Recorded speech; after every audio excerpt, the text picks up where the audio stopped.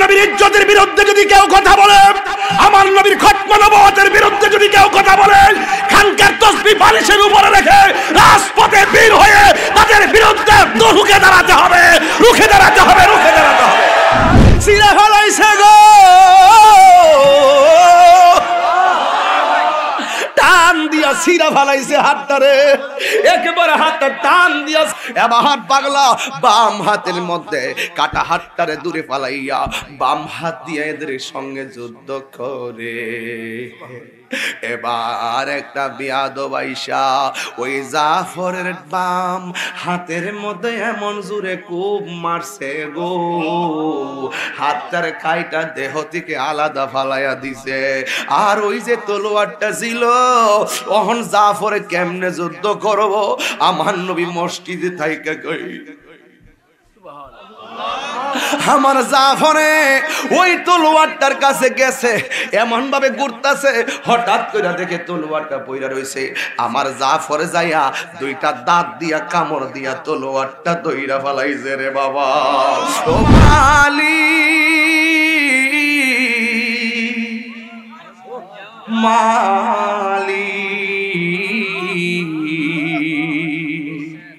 ও মালিক তুমি জান্নাতে তোমার পাশে আমার একটা ঘর বানিয়ে দিও,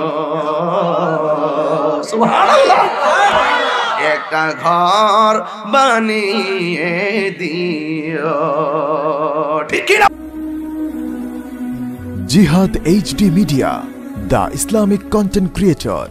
আমরা বারবার প্রমাণ পেয়েছি কিসের দিন, কিসের রাত, কিসের শীত, কিসের গরম, কিসের মাগরিবের পর আর কিসের দুইটা তিনটা। দিনে দিনে সুন্নিদের সংখ্যা বাড়তেছে, এইগুলো দেখে বাতিল থরথর করে কাঁপতেছে। কথা বলেন ঠিক কিনা? এই জন্য বাংলাদেশের এমন কিছু জায়গা আছে যে জায়গাগুলোতে আমাদের বিচরণ কম থাকার কারণে বাতিলরা সুকৌশলে তাদেরকে অন্ধ বানিয়ে ফেলছে। সেই জায়গাকে আলোকিত করতে বাংলাদেশের সকল সুন্নি উলামায়ে কেরামদের প্রতি আমি বিনীত আহ্বান করছি, আপনারা ওই প্রত্যন্ত এলাকায় একটু সময় দেন।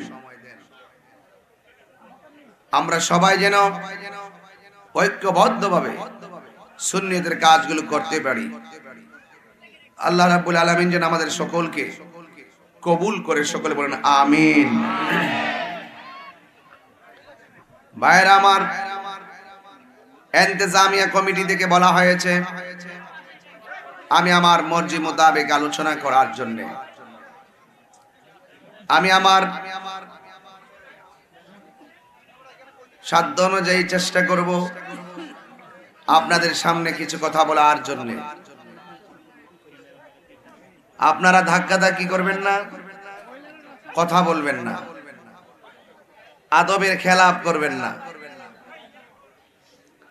জন্মেছি ভাবে যেতে হবে, তবে এমন জায়গায় পূর্বের পুরুষগণ ধারাবাহিকভাবে চলে গিয়েছেন আর ফিরে আসে নাই। জবান খুলে বলুন সেই জায়গার নাম কি? এই কথাগুলো প্রত্যেকটা মাহফিলে আমি বলি, এই জন্য বলি নিঃশ্বাসের কোনো বিশ্বাস নাই। আমি আসার পরে মেইন রোড থেকে যখন আমি নামলাম, নেমে দেখলাম হাতের বাম পাশে একটা গুরুস্থান।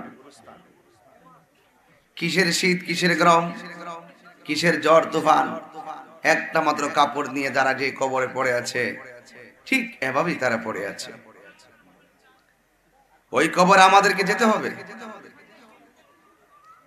আপনারা দেখেছেন যে কোনো মুহূর্তে মানুষ স্ট্রোক করে মারা যাচ্ছে, রোড অ্যাক্সিডেন্টে মারা গেছে। আজকের এই মাহফিলটাও এমন হতে পারে আপনার আমার কাহার জন্য জীবনের শেষ মাহফিল হতে পারে। 2021 সালে কি পেয়েছি, 2021 সালে কি পাইনি, কি পেলাম আর কি পেলাম না, তা নিয়ে হয়তো আমরা সকলে ব্যস্ততা হয়ে গেলাম। আসুন এই 2022 আজকে 1 জানুয়ারি আমরা এই 22 সালটাকে অন্তত দক্ষিণ মোহনপুরের মানুষ নবীর মহব্বত আর আল্লাহর লৌহে মাহফুজের কোরআনের তাফসীর মাহফিল দিয়ে শুরু করেছি, ঠিক কিনা বলেন? এই যে একটি বিষয় আমরা গর্ব করে বলতে পারবো যে আমরা এই 1 দিন আমরা কোরআন তেলাওয়াতের মাধ্যমে শুরু করেছি। দেখেছেন গতকাল 31st নাইট নামের যেই উৎসব বাংলাদেশে দেখা যায়, ফানুস উড়িয়ে দিয়েছে উপরে, সে আগুন গিয়ে কারেন্টের তারে লাগলো, সেখান থেকে বিল্ডিং এ বাংলাদেশের ঢাকার 6টি জায়গায় এইভাবে আগুন লেগেছে। যে আনন্দ, যে উৎসব, দেশ জাতি মানুষ ক্ষতির সম্মুখীন হয়, নিজের নৈতিকতা নষ্ট হয়, খর্ব হয়, সে আনন্দগুলো করা যাবে না। আমরা বারবার মেসেজ দিয়েছি, অতি ভক্তি চোরের লক্ষণ, অতি ভক্তি চোরের লক্ষণ।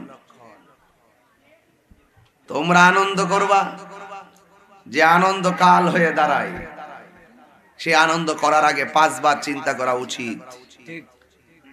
31st নাইট নয়, আমি হবিগঞ্জ বলতে চাই, কবরের ফার্স্ট নাইট কেমন হবে সেই চিন্তা করো।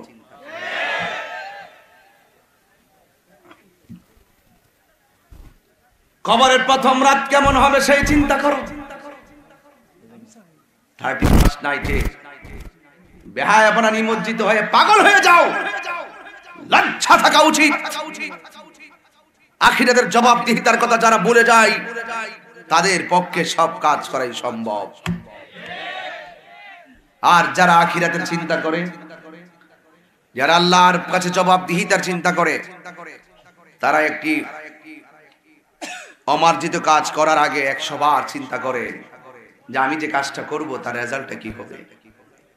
আপনি কি দেখেন নাই বরগুনার বাস, বরগুনার লঞ্চ যাত্রী নিয়ে রওনা দিয়েছে, হঠাৎ করে লঞ্চের মধ্যে আগুন লেগে গেল। আগুন নিভাতে গেলে পানির প্রয়োজন হয়, কিন্তু লঞ্চের ডানে পানি, বামে পানি, সামনে পানি, পিছনে পানি, নিচে পানি, 1 ফোঁটা পানি আগুন নিবানোর কাজে লাগে নাই। ওই লঞ্চ থেকে তার এক বাবা সন্তান নিয়ে পানির মধ্যে লাফ দিল। বাবা বিবৃতি দিচ্ছেন, আমি 1.5 ঘন্টা আমার জাদুমণিকে কোলে নিয়ে সাঁতরাইলাম, কিন্তু কুলের লাগাল পাই নাই। শেষ পর্যন্ত ছেলেটা কুয়াশা আর শীত আর পানি খাইতে খাইতে ছেলেটা মারা গেছে। বিবেক, তুমি আর কখন জাগ্রত হবে?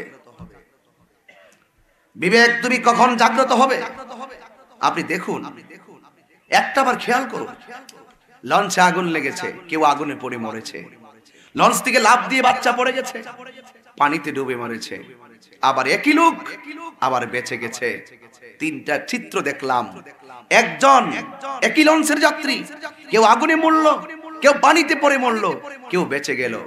দেখেন, লঞ্চের ভিতরে ঠিকই আছে, কিন্তু আল্লাহ যার মরণ যেভাবে লিখে রেখেছেন ঠিক এভাবেই তার মরণ হয়েছে।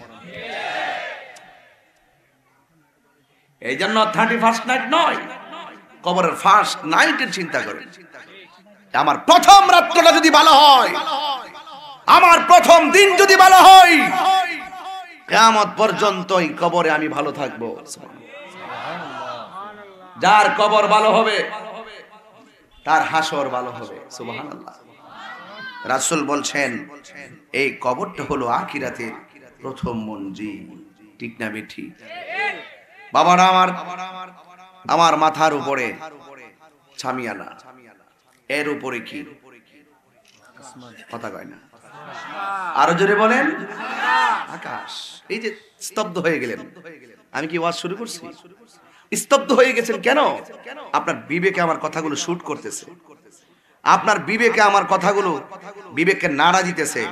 দেখবেন সিএনজির মধ্যে লেখা থাকে বিবেক সবচাইতে বড় আদালত। এর অর্থ কি জানেন?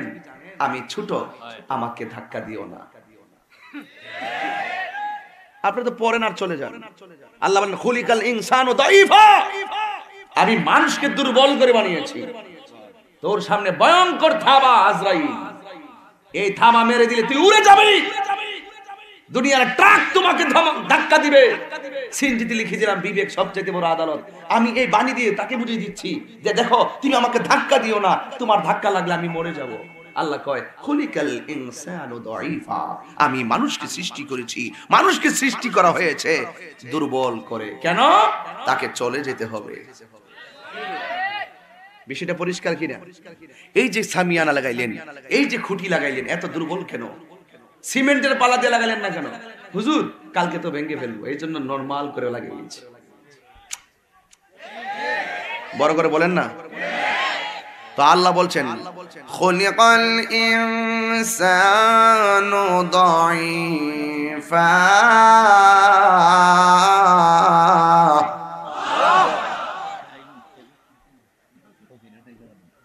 আমি মানুষকে সৃষ্টি করা হয়েছে দুর্বল করে।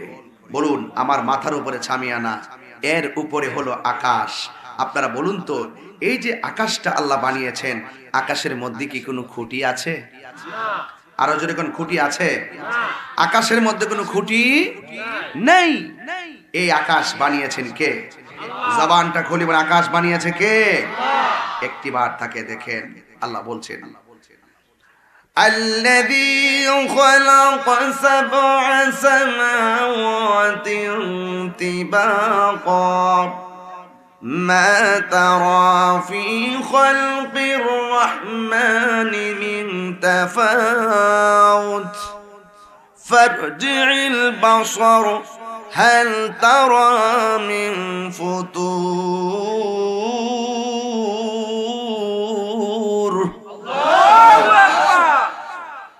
মাথা ঠান্ডা রেখে ওয়াজটা শুনতে হবে, কোনো আওয়াজ করা যাবে না। আর আমি ওই হামতাম করে এখন ওয়াজ করিও না।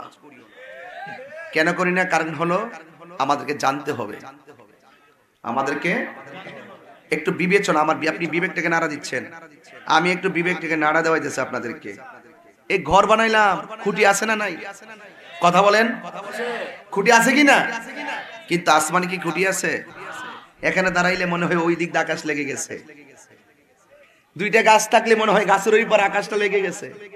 দৌড়াইয়া গেলাম, গাছটা পার হইলাম, দেখতেছি নদীর ওই পারে যেন আকাশটা পড়ে গেছে। ওখানে দৌড়াইয়া গেলাম, গিয়ে দেখলাম ওখানে যেন আকাশটা পড়ে গেছে। কিন্তু যেখানে যাবেন আকাশটা লেভেলই মনে হবে, কারণ আল্লাহ বলছেন যে আল্লাহর সৃষ্টি জগতে তুমি চুল পরিমাণ কোন ত্রুটি পাবে না।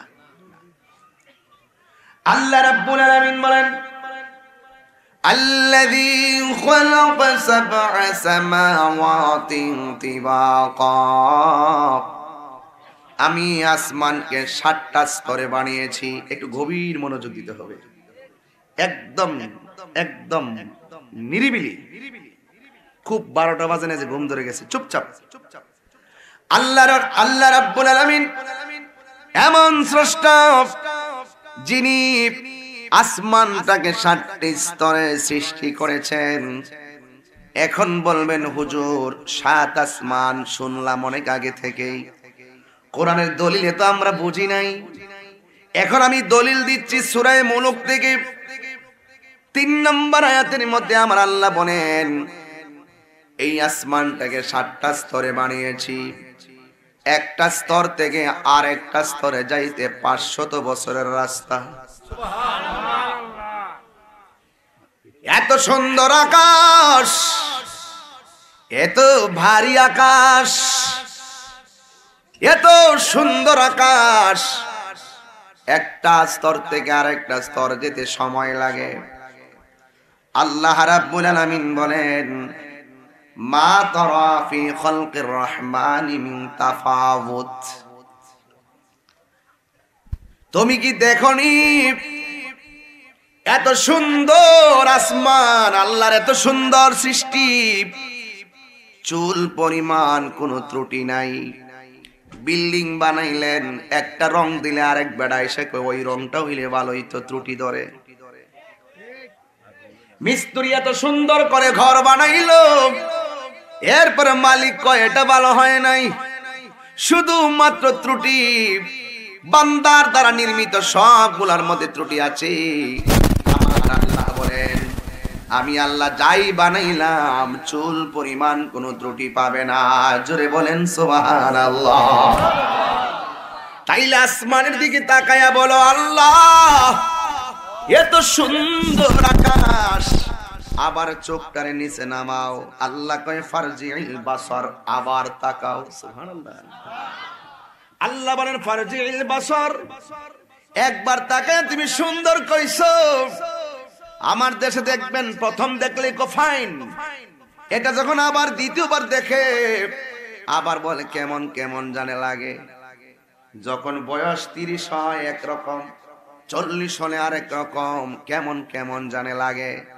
আল্লাহ রাব্বুল আলামিন বলেন, তুই একবার তাকিয়েছিস, আবার তাকা, এরপরে বল হাল তারা মিন ফুতুর, তুই আমার সৃষ্টির মধ্যে কোন ধরনের দোষ পেয়েছো কি? একটা কথা মনে রাখবেন, আল্লাহর সৃষ্টি জগতে কেউ ত্রুটি ধরতে পারে নাই, কিয়ামত পর্যন্ত কেউ পারবে না। এই সব কিছু বানাইবার কারিগর কে? ওই আল্লাহ রাব্বুল আলামিন কোরআনুল কারীমের মধ্যে বলেছেন, এমন ভাবে বলেছেন, আল্লাহ রাব্বুল আলামিন বলেন, আল্লাযী খালাকাল মাউতা ওয়াল হায়াতা লিয়াবলুয়াকুম আইয়ুকুম আহসানু আমালা। আল্লাহ রাব্বুল আলামিন তিনি সেই মহান সত্তা। আল্লাহকে চিনতে হবে, এরপর ওয়াজ। আগে আমার মালিককে চিনতে হবে। মালিককে চিনতে গিয়ে লন্ডন যাওয়া লাগবে না, নিজের দিকে তাকাইলে চিনে যাবেন। ঠিক? মালিককে চিনতে গেলে কুয়েত যাওয়া লাগবে না। আল্লাহ কোরআনে বলছেন, وَنَحْنُ أَقْرَبُ إِلَيْهِ مِنْ حَبْلِ الْوَرِيدِ।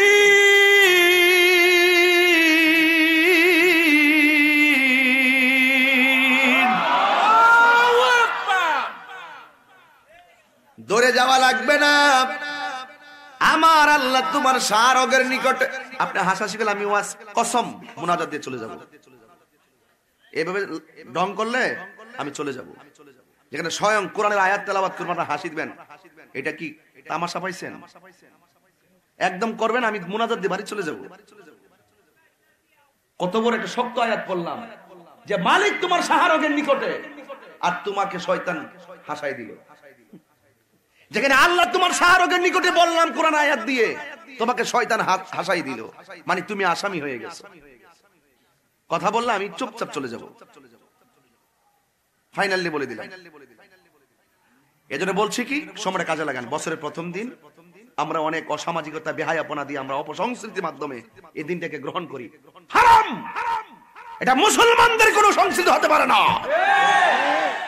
31st নাইট নামের যে উৎসব, এটা আমার হতে পারে না। কেন? এটা অন্যজন হতে পারে, আমাদের হতে পারে না। আমরা মুসলিম। হাত তুলে বলো ঠিক না বলো।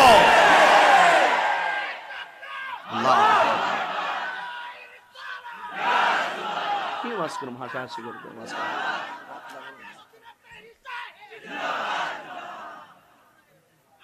হাসাহাসি করবেন আপনারা? আমাদেরকে বানিয়েছে কে? আমি একবার বলছি, আমি কবরস্থান দিয়ে এসেছি, দেখে খুব আশ্চর্য হয়ে গেলাম। কতগুলো মানুষ এতিম হয়ে শুয়ে আছে, ওরা বেঁচে থাকলে আজকে মাহফিল শুনতো। এটা তো বাস্তবতা নাকি? এটা বাস্তবতা। এখানে একটা ঘর পাড়িয়ে আসছে, আমি আমার বাড়ির দিকে আমি আসছি, আমার বাড়িতে চলে যাব, কিন্তু এই ঘরে যারা গেছে তারা কি এখানে আসতে পারবে? তো এই ঘরে যে কালকে আমি যাব না, তার কোনো গ্যারান্টি আছে?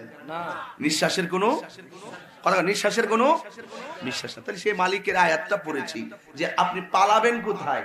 আল্লাহ বলছে আমি তোমার শাহরগের নিকটে। সুবহানাল্লাহ। যাইবেন কোথায়? আবার আরেক আয়াতে বলছে আন-নাবিয়্যু আওলা বিল মুমিনিনা মিন আনফুসিহিম, আমার নবী হলো ঈমানদারের জানের চাইতে আরো নিকটে। সুবহানাল্লাহ। জোরে বলেন না সুবহানাল্লাহ। তো আল্লাহর হলো শাহরগের নিকটে, আর নবী হলো জানের চাইতে আরো নিকটে। তো নবীকে এখানে কেন রাখছে? এই জন্য রাখছেন যে আজরাইলের জান নেওয়ার সময় আমার নবী সামনে দাঁড়িয়ে থাকলে জান কোন সময় যাবে চুল পরিমাণ টের পাবে না। তো মালিক তো চাই যে আপনাকে সেভ করবে, আপনি নিজের মাথায় নিজে কুড়াল মারেন কেন? মালিকে চাই যে আপনি জান্নাতি হন। পাহাড় পরিমাণ গুনাহ, এক মহিলা 3 দিন বিড়ালকে বেঁধে রেখেছে, বেঁধে রাখার কারণে বিড়ালটা না খেয়ে মারা গেছে। রাসূল বললেন তোমরা যদি কোনো জাহান্নামী দেখতে চাও মহিলাটাকে দেখো। কেন? সে জীবকে কষ্ট দিয়েছে, এই জন্য সে জাহান্নামী। আরেক মহিলা নিজের পায়ের মোজা খুললা কূপ থেকে পানি তুলে ওই কুকুরের মুখের মধ্যে মোজার পানি টিপ দিয়ে কুকুরকে খাওয়ানোর পরে রাসূল বলছেন তোমরা যদি কোনো জান্নাতি দেখতে চাও এই মহিলাকে দেখো। তো আপনার তো জান্নাতে যাওয়ার সুযোগ আছে। আপনি যদি মনোযোগী হন আপনার অল্প মনোযোগে জীবনের গুনাহ মাফ হয়ে যাবে। আর আপনি যদি মনোযোগী না হন, শয়তানের ওয়াসওয়াসা যদি আপনি হাসি দেন, তাহলে আপনার পাহাড় পরিমাণ আপনার যত নেকি আছে চুল পরিমাণ বিয়াদবির কারণে নেকি শেষ হয়ে যাবে। ঠিক কিনা বলেন? কি ইবলিসের কি সব শেষ হইছে না? কে লেগা? শুধু আল্লাহ কইছে সেজদা করছে না, শেষ লানতের তক্তা গলায় লেগে গেছে। আল্লাহর ওলি হইতে গেলে ওর বিশাল আমল লাগে না? আবার বিশাল বড় আমল জিরোতে পরিণত হতে গেলেও বেশি দেরি লাগে না। কথা বলেন ঠিক কিনা বলেন? এই জন্য আমার যুবক ভাইরা, আল্লাহ রাব্বুল আলামিন কোরআনে বলেছেন আল্লাযী খালাকাল মাউতা ওয়াল হায়াতা লিয়াবলুয়াকুম আইয়ুকুম আহসানু আমালা। আল্লাহ রাব্বুল আলামিন বলেন তিনি হলো সেই মহান সত্তা যিনি খলাকা সৃষ্টি করেছেন, মওত সৃষ্টি করেছেন, হায়াত সৃষ্টি করেছেন। কেন? একমাত্র পরীক্ষা করার জন্য, একমাত্র পরীক্ষা করার জন্য। কি পরীক্ষা? কইলিয়া বলুয়াকুম আইয়ুকুম আহসানু আমালা। বান্দার মধ্যে কে বেশি নেক আমল করে এটার যথার্থতা প্রমাণের জন্য আল্লাহ হায়াত এবং মওতকে সৃষ্টি করেছেন। প্রথম আল্লাহ জীবন দিয়েছেন, জীবন দেওয়ার পরে আল্লাহ মরণ দিবেন। কবরে গেলে আবার আমাদেরকে জীবন দিবে, কিন্তু কবরে জীবন দেওয়ার পরে আর মরণ হবে না। আল্লাহ যদি আমরারে প্রথম জীবন দেওয়ার পরে আর মরণ না দিতা তুমি তো পারতা। আল্লাহ কবরে যদি জীবন দেওয়ার পরে আর মরণ না হয়, দুনিয়াতেও তো জীবন দেওয়ার পর আর মরণ না হইল চলতো। আল্লাহ কয়, আল্লাহকে বলি কেন কেন তুমি আমরারে কেন তুমি দুনিয়াতে হায়াত দিয়া আবার মরণ দিলা? আল্লাহ কয় লিয়াবলুয়াকুম আইয়ুকুম আহসানু আমালা।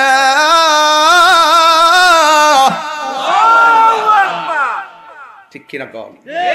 আল্লাহ রাব্বুল আলামিন বলেন আমি জীবন দিয়েছি, জীবন দেওয়ার পরে আবার মরণ দিব, এই জন্য আমি দেখবো জীবনটা পাওয়ার পরে কে কে ভালো কাম করো, কে কে খারাপ কাজ করো।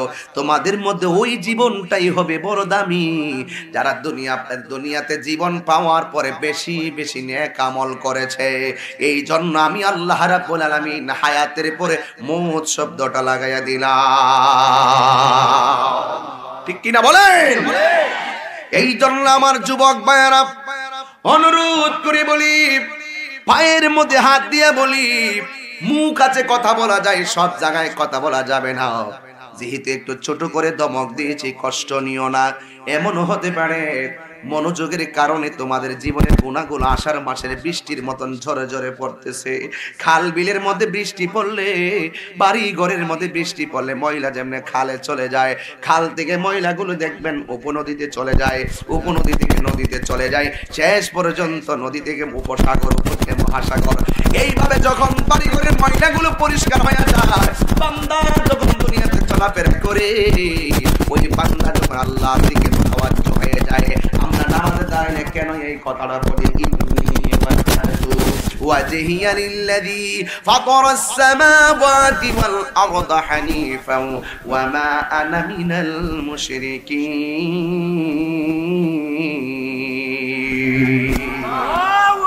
কষ্ট লাগে আয়াত পড়লে, দুঃখ লাগে আয়াত পড়লে। এই জন্য আমার যুবক ভাইরা, আমার আল্লাহ রাব্বুল আলামিন বলেন আমি তোরে টেন্ডারবাজি করার জন্য পাঠাই নাই, আমি তোরে রাহাজানি করার জন্য পাঠাই নাই, সব জায়গায় কথাগুলো বলি বোঝার জন্য। আমার আল্লাহ বলেন ওয়ামা খালাকতুল জিন্না ওয়াল ইনসা ইল্লা লিয়াবুদুন। মালিকের একটা মহব্বতে ডাক দিতে প্রস্তুত আছেন না আপনারা? এমন জোরে একটা ডাক দিবেন, এমন মহব্বতে ডাক দিবেন যেন এই ডাকের উসিলায় কবরবাসীর কবর আযাব আল্লাহ মাফ করে দেয়। সেই দিল কি আপনাদের আছে? সেই দিল কি আছে? সেই মানসিকতা কি আছে? আরে বাবা, ইন্না লিল্লাহি ওয়া ইন্না ইলাইহি রাজিউন, আমাদেরকে যিনি পাঠিয়েছেন আমরা তো তার কাছে ফিরে যাব, এটা কি সন্দেহ আছে? আপনি মনে করেন যে পানির মধ্যে মারা গেছেন, মাছে আপনার লাশটা ঠুকরে খাইয়া ফেলাইছে, কবর আযাব মনে হয় আপনার হবে না, মুনকার নাকির মনে হয় প্রশ্ন করবে না, এই ধারণা কিন্তু করেন না। আপনি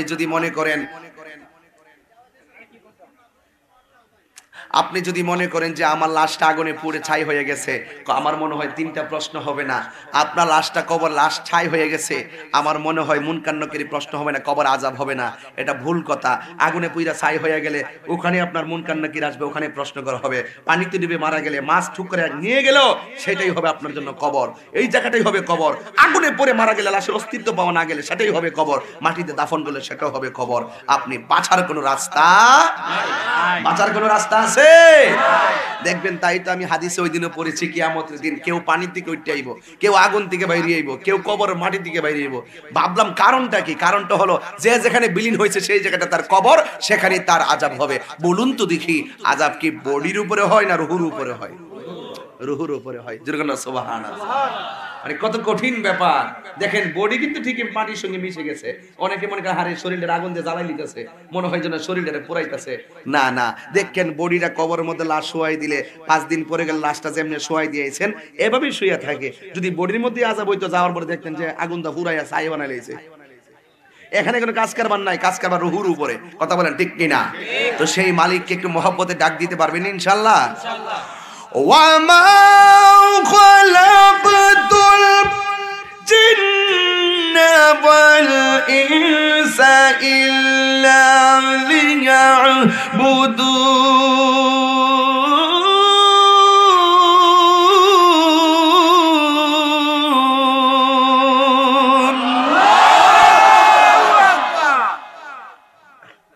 মালিক আমরা কেন বানিয়েছে? ইবাদতের জন্য। কেন বানিয়েছে? আর জোরে করে বলুন না, কেন বানিয়েছে? ইবাদতের জন্য। নামাজ হবো কার? সেজদা পাওয়ার মালিক কে? মাথা নত করবো কার কাছে? আল্লাহ ছাড়া কাহারও কাছে চাওয়া যাবে বা আল্লাহর ওলির উসিলা করে আল্লাহর কাছে চাওয়া যাবে, ঠিক কি না বলেন? এই জন্য প্রত্যেকটা জিনিসের সিস্টেম আছে। আমি প্রথম ভূমিকার মধ্যে কেন বুঝাচ্ছি, একটা কারণ। আমার আল্লাহ রাব্বুল আলামিন বলেন, আমি আল্লাহ যা বানিয়েছি একবার তাকাইয়া দেখো, কোনো ত্রুটি নাই। যদি অসুবিধা হয় মাথাটা নিচু করে ফারজিল বাসরা, আবার তাকাও, আবার তাকাইয়া দেখবা এটার মধ্যে কোনো ত্রুটি নাই। যত দিক দিয়ে তালাশ করো না কেন, 1 2 3 4 5 6 7 8 9 10, 10টা মানুষ প্রথম গ্যালারিতে বসলাম, একটা বার তাকাইয়া দেখেন একটা চেহারার সঙ্গে আরেকটা চেহারার কোনো মিল নাই। এই কারিগর পৃথিবীর কেউ না। এই কারিগর কেমন কারিগর? হাজার হাজার মানুষ হবিগঞ্জের জমিনে লুকে লুকারান্ন হয়ে গেল, সব বন্ধ হয়ে গেল, কিন্তু একটাবারে খেয়াল করে দেখেন একটা চেহারার সঙ্গে আরেকটা চেহারার কোনো মিল নাই। কথা বলেন ঠিক কিনা? এই জন্য আল্লাহ পাঠিয়েছেন ইবাদতের জন্য, আল্লাহ পাঠিয়েছেন গোলামির জন্য। এখন গোলামি কারে বলে এটি বুঝতে হবে আজকে। গোলামি হলো নামাজের মাধ্যমে যে আল্লাহর গোলামি হয়, রোজার মাধ্যমে সেই আল্লাহরই গোলামি হয়, যাকাতের মাধ্যমে সেই আল্লাহরই গোলামি হয়, জিহাদের মাধ্যমে সেই আল্লাহরই গোলামি হয়। এই জন্য যুবক ভাইয়েরা আমার, পায়ের মধ্যে হাত দিয়ে বলি, মরতে হবে, কবরে যেতে হবে, যাওয়ার আগে আল্লাহর বিধানগুলো আমরা মানব। এর মধ্যে একটা হলো সালাত। ওই নামাজের দরকার আছে না? না আছে কিনা বলেন? নামাজ ছাড়া কি পিশাবগিরি আছে? কথাটা আসতে হইছে, জোরে বলেন। নামাজ ছাড়া কি বক্তাগিরি আছে? নামাজ ছাড়া কি পিশাবগিরি আছে? এখন নামাজ কি শুধু পিশাবরাই পড়বে নাকি আপনারও পড়তে হবে? আল্লাহ বলেন আমি সব জিন এবং মানুষকে সৃষ্টি করেছি একমাত্র আমি আল্লাহর গোলামি করার জন্য। এই জন্য নবীর তরিকা মোতাবেক নামাজ পড়লে নামাজ কবুল হয়। আমার নবী বলেন সল্লু কামা রাআইতুমুনি উসাল্লি, তোমরা এমন ভাবে নামাজ পড়ো যেমন ভাবে আমি নবী নামাজ পড়ি। নবীর তরিকায় নামাজ পড়লে নামাজ কবুল হয়। নবীর তরিকায় আল্লাহকে ডাকলে আল্লাহ কবুল করেন। এই জন্যই তো আমার আল্লাহ কোরআনুল কারীমের মধ্যে বলে দিয়েছেন মা আতাকুমুর রাসূলু ফাখুযুহু ওয়া মা নাহাকুম আনহু ফান্তাহু। আল্লাহর পক্ষ থেকে আমার নবী যা কিছু কল্যাণ করে এনেছেন তা তোমাদেরকে গ্রহণ করা লাগবে, আর যা থেকে নিষেধ করেছেন তা থেকে আমাদেরকে দূরে থাকা লাগবে। এখন হবিগঞ্জের মানুষ, বাহুবলের মানুষ জবানটা খুইলা বলেন আমার নবী কি নামাজের পক্ষে না বিপক্ষে? এই নামাজ এমন নামাজ যেই নামাজের মধ্যে দাঁড়াইয়া গেলি দুনিয়ার কোন এমপিরে সালাম দেওয়া যায়? কথা বলতে হবে, একদম ফাইনাল কথা বলতেছি, ফাইনাল কথা। নামাজের মধ্যে দাঁড়িয়ে গেলে মন্ত্রীকে সালাম দেওয়া যায়, মেম্বারকে সালাম দেওয়া যায়, চেয়ারম্যানকে সালাম দেওয়া যায়, মেয়রকে সালাম দেওয়া যায়। দুনিয়ার কোন মানুষকে নামাজে দাঁড়ায়া যদি বলো আসসালামু আলাইকুম চেয়ারম্যান সাহেব, নামাজ হবে না। অথবা নামাজে দাঁড়ানোর পরে চেয়ারম্যান যদি বলে আসসালামু আলাইকুম, আপনি যদি নামাজে দাঁড়ায়া বলেন ওয়ালাইকুম আসসালাম, আপনার নামাজ হবে না। বন্ধুরে কেন সুন্নিরা নবী নবী করে?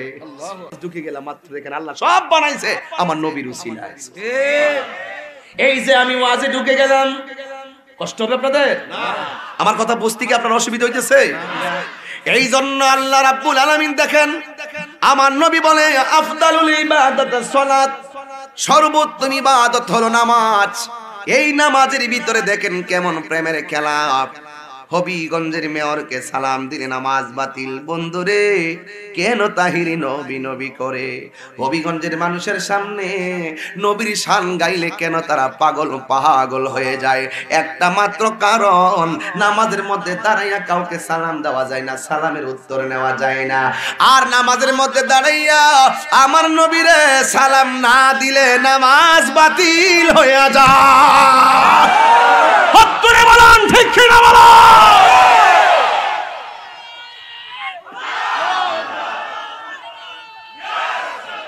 ইয়া রাসূলুল্লাহ জিন্দাবাদ, আল্লাহু আকবার, আল্লাহু আকবার। মেহেরবান তুমি মেহেরবান, মেহেরবান তুমি মেহেরবান। সুবহানাল্লাহ, দয়ার মালিককে দেখেন কত দয়া করছে আপনারে। আরে আমরা যদি মুসা নবীর উম্মত বানাইতে কিছু করার ছিল না? আরে আমরা যদি ইউসুফ নবীর উম্মত বানাইতে কিছু করার ছিল না? আরে আমরা এমন নবীর উম্মত বানাইছে আমরা গর্ব করে বলতে পারি আমরা শ্রেষ্ঠ নবীর উম্মত। শ্রেষ্ঠ নবীর আওয়াজ হবে শ্রেষ্ঠ। হবিগঞ্জের জমিনে দায়িত্বহীন কণ্ঠে উঁচু আওয়াজে বলো ইয়া রাসূলুল্লাহ, আমরা শ্রেষ্ঠ নবীর উম্মত। সুবহানাল্লাহ, সুবহানাল্লাহ। ইউসুফ নবীর দেখা মিশরীয় মেয়েরা ফল কাটতে গিয়ে আঙ্গুল কাটছে। কি কাটতে গিয়ে? এটা কি শত্রুতা মিতে নাকি মহব্বতে? ইউসুফ নবীর চেহারার জলকানি দেখে লেবু কাটতে গিয়ে আঙ্গুল কাটছে, টের পাইছে না। মহব্বতে পইরা গেলে আঙ্গুল কেটে রক্ত বের হয়ে যায়, টের পায় না। এই মুসলমানেরা নামাজ পড়া মজা পাও না কেন? নামাজে দাঁড়িয়ে গেলে বন্ধুর কথা মনে হয় কেন? নামাজে দাঁড়িয়ে গেলে ক্রিকেট খেলার কথাই মনে হবে কেন? নামাজে দাঁড়ালে মার্কেটের কথাই বা মনে হবে কেন? নামাজে দাঁড়াইলে নির্বাচনী প্রচারণার কথা কেনই বা মনে হবে? এর মানে কথা হলো তুমি এখনো মোস্তফার সঙ্গে, আমার মনিবের সঙ্গে কানেকশন লাগাইতে পারো নাই। ওই মিশরীয় মেয়েরা কানেকশন লাগাইছে, ইউসুফ নবীর জলকানির মধ্যে হারায় গেছে, ফল কাটছে, টের পাই নাই। তুমি যদি আমার মোস্তফা মস্তফার মহব্বতে বিলীন হয়ে যেতে, তাহলে তোমার রুকু কষ্ট হতো না, তোমার সিজদা কষ্ট হতো না, তোমার নামাজ কষ্ট হতো না। এই জন্য নবীর মহব্বত কেন নামাজে লাগাইয়া দেওয়া হয়েছে? আল্লাহ বলছেন, বন্ধু আপনাকে ভালোবাসলেই আমি আল্লাহকে পেয়ে যাবে। নবীর ভালোবাসা সেটিং হয়ে গেলে কষ্ট আর কষ্ট মনে হয় না, কষ্ট সুখের বাসা হয়ে যায়। সেই মালিক আমরা পাঠিয়েছেন। বলেন আমার সাথে, মেহেরবান।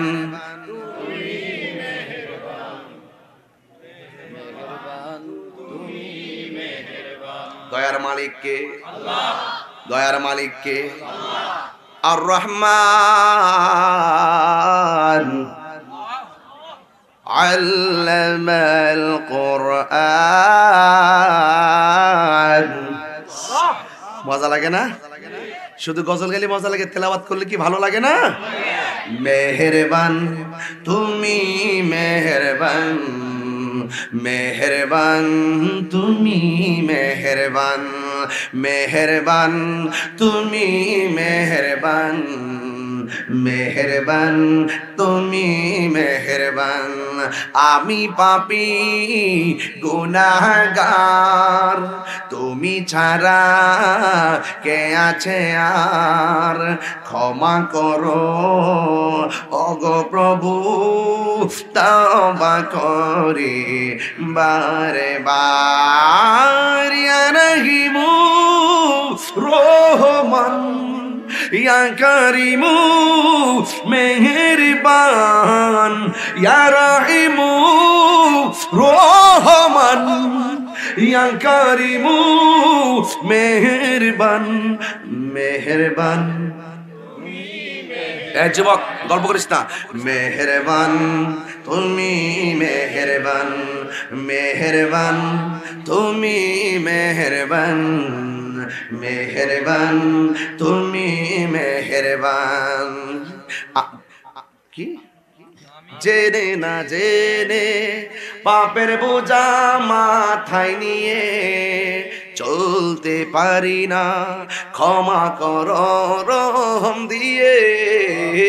জেনে না জেনে হাজার পাপের সাগরে চলতে পারি না, রহম করো ক্ষমা করো রহম দিয়ে।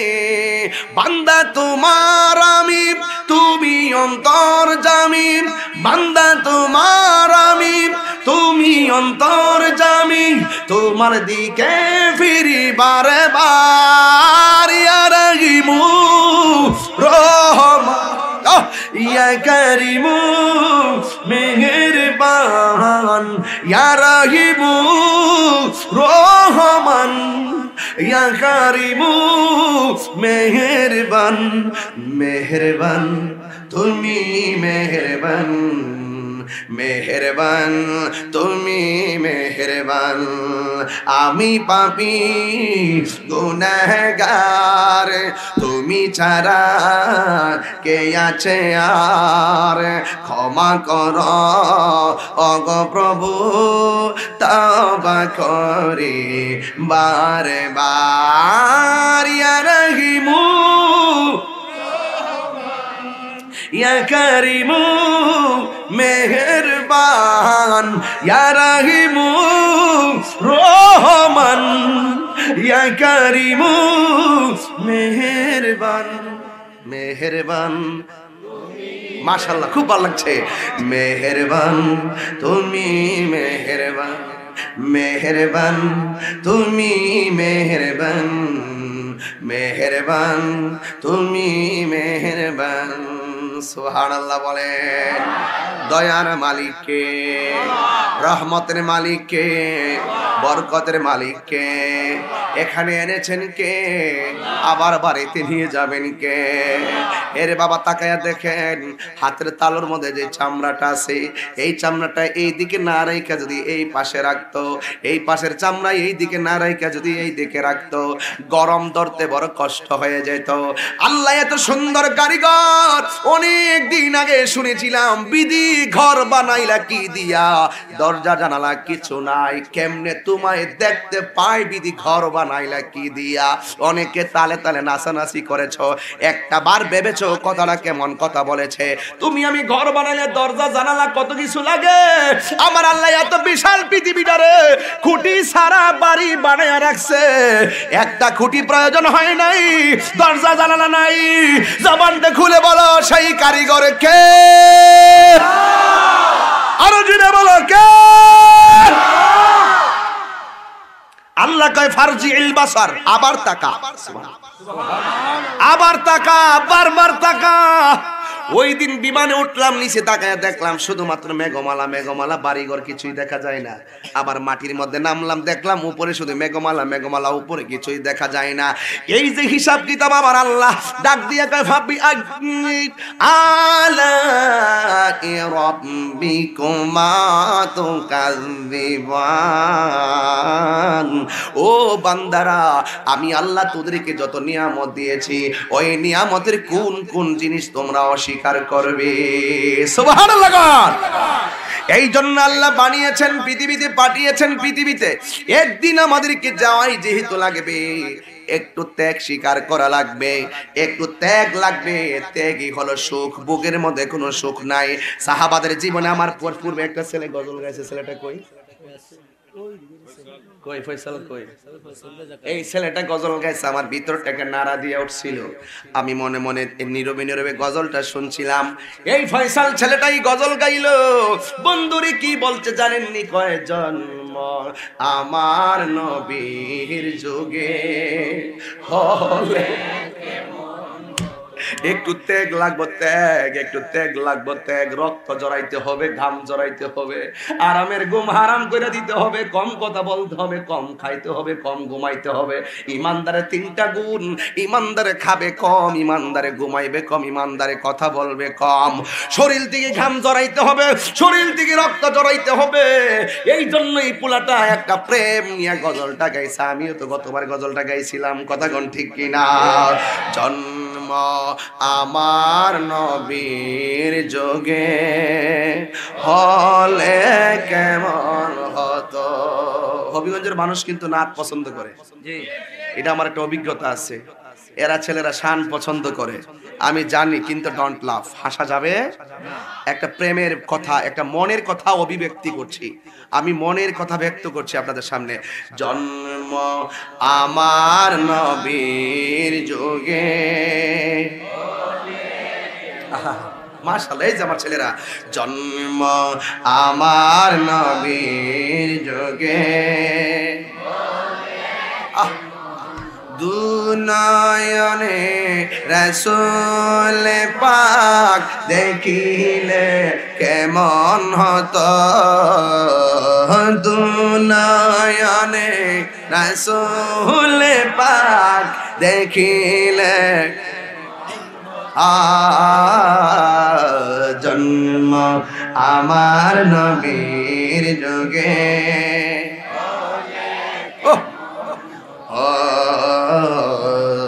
জন্ম আমার নবীর যুগে।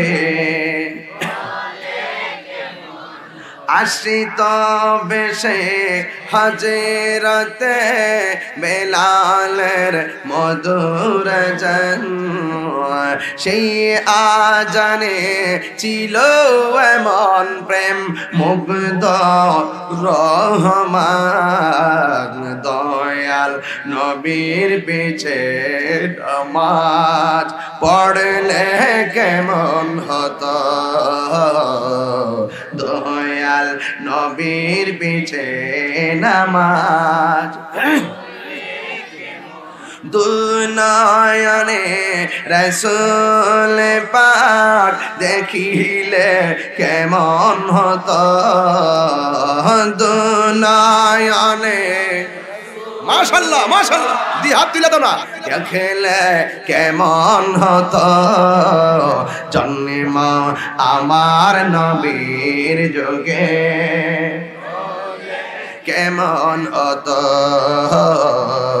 জন্ম আমার নবীর যুগে।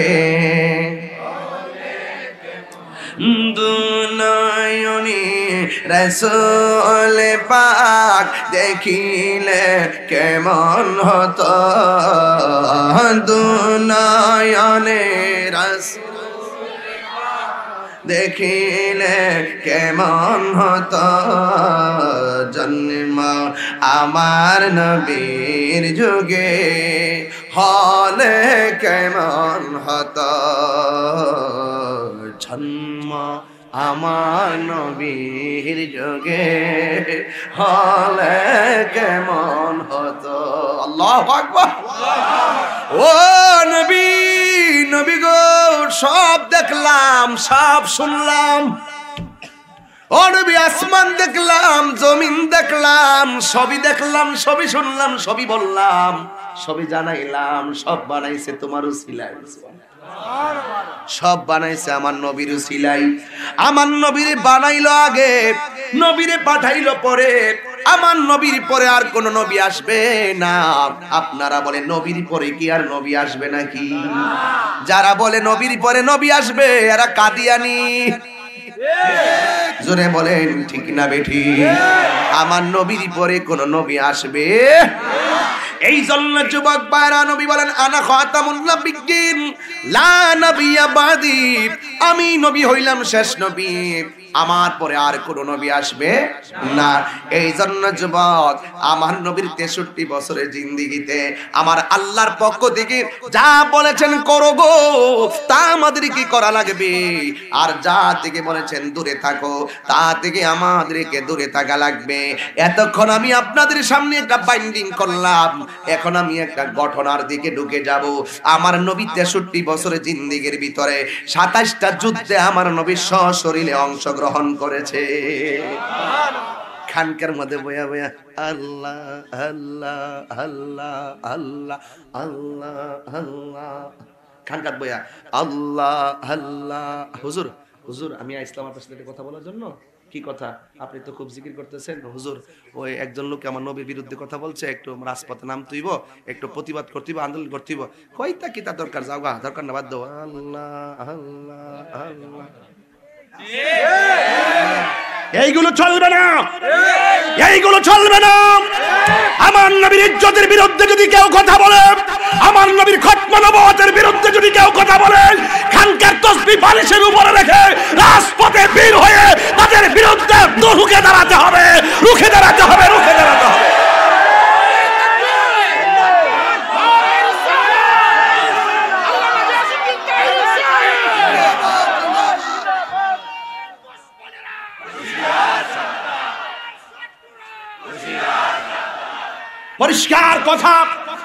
পরিষ্কার কথা মুসলমান শুনে রাখতে হবে তোমাদেরকে আমার নবীর পরে আর কোন নবী আসবে না যারা বলবে নবীর পরে নবী আসবে এরা কখনো মুসলমান হতে পারে না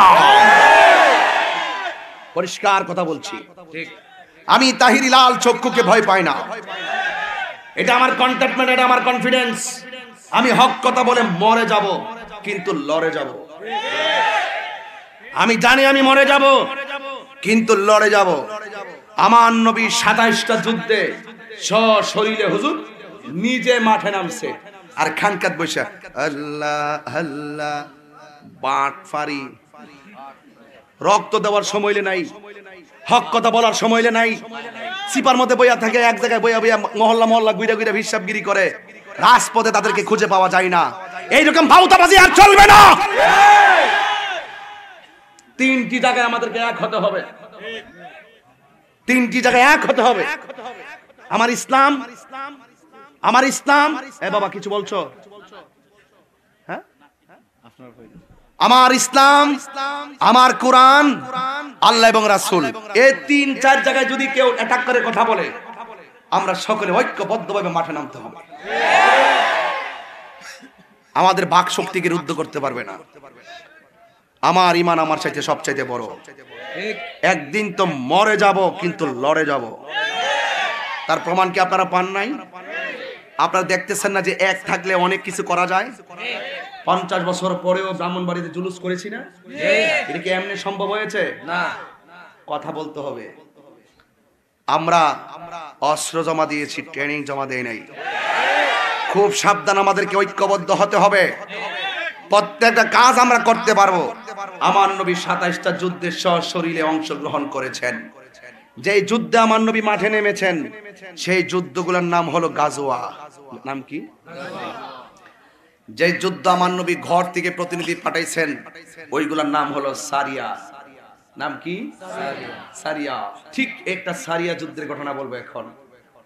আমার নবী একদিন কোরআন শরীফ লাগলাম, তাফসীর কোরআন মাহফিল দিছে বাবা সোহেল মিয়া, কোরআন শরীফ লাগলাম না গেলে এটা তো ঠিক না।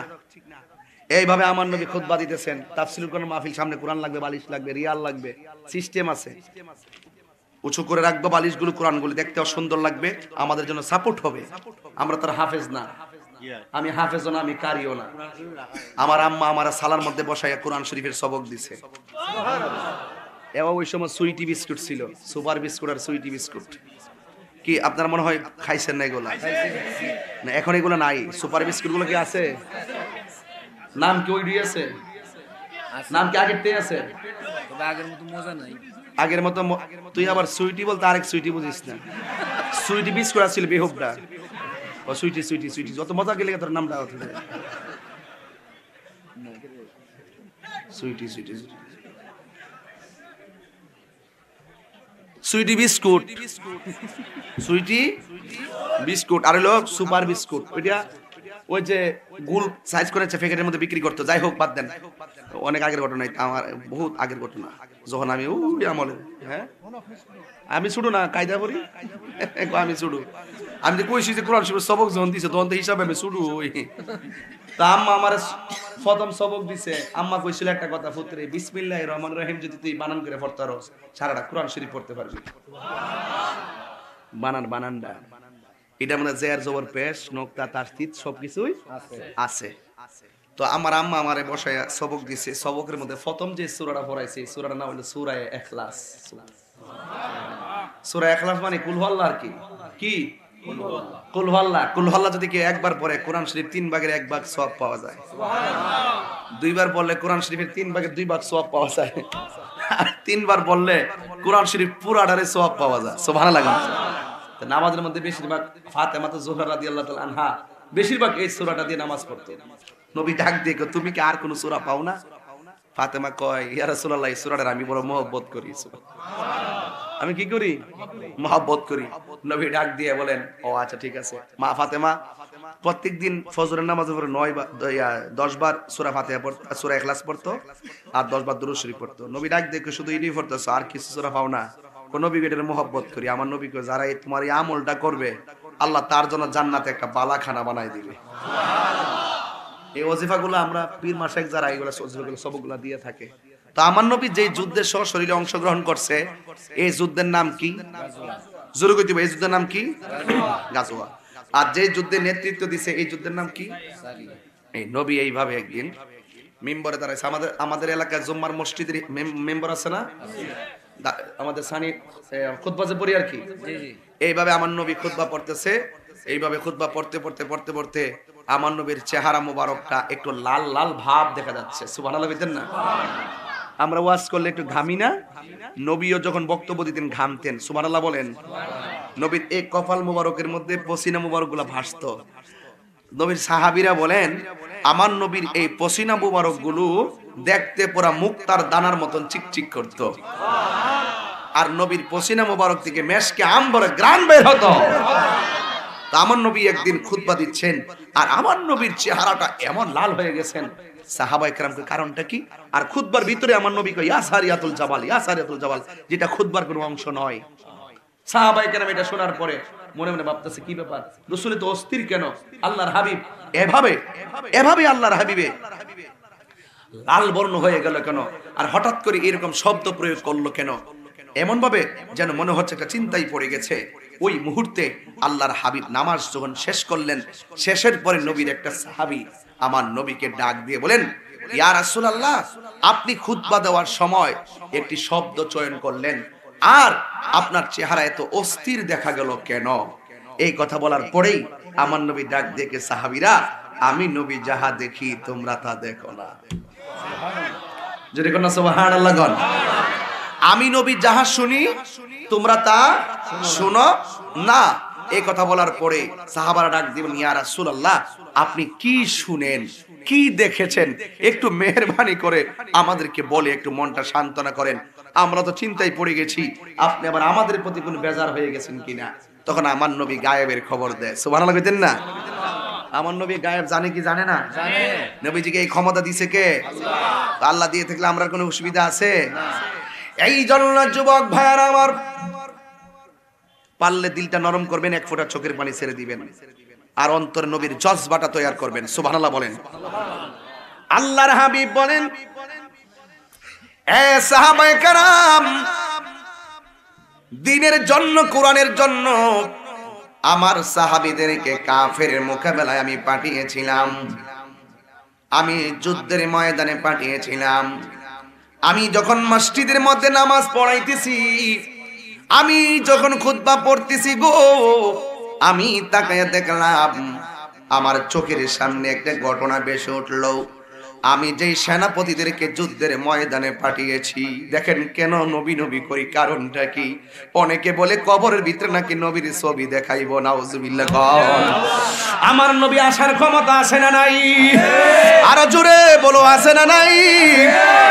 আমার নবী, আপনার নবী গো, এমন চোখের মধ্যে এমন পাওয়ার, দলিল দলিল দলিল। ক্বালান নবী সাল্লাল্লাহু আলাইহি ওয়াসাল্লাম, ইন্নাল্লাহা যাওয়ালিয়াল আরদা ফারাইতু মাশারিকাহা ওয়া মাগারিবাহা। আল্লাহ রাব্বুল আলামিন সারা পৃথিবীটারে আমি নবীর কাছে এমন ছোট করে দিয়েছেন, আমি পূর্ব থেকে পশ্চিম প্রান্ত সবকিছু হাতের তালুর মতোই দেখতে পারি। এবার আমার নবী ডাক দিয়ে কয়, সাহাবীরা রে, আমি নবী যখন খুতবা পড়তেছি, আমি তাকায়া দেখলাম আমার একটা সাহাবীরে ওই যুদ্ধের ময়দানে কাফেররা শহীদ করে ফেলাইছে। যখন শহীদ করে ফেলেছে, আমি দেখলাম আমার একটা সেনাপতি দুনিয়া ছেড়ে চলে গেছে। ওই মুহূর্তে আমি দেখলাম আমার আরেকটা সাহাবী, যার নাম হলো জাফর, তার হাত থেকে তলোয়ারটা লইয়া একেবারে যুদ্ধের ময়দানে দাঁড়ায় গেছে। এবার জাফর এমন ভাবে যুদ্ধ করতেছে, ও আমার বন্ধুরারি,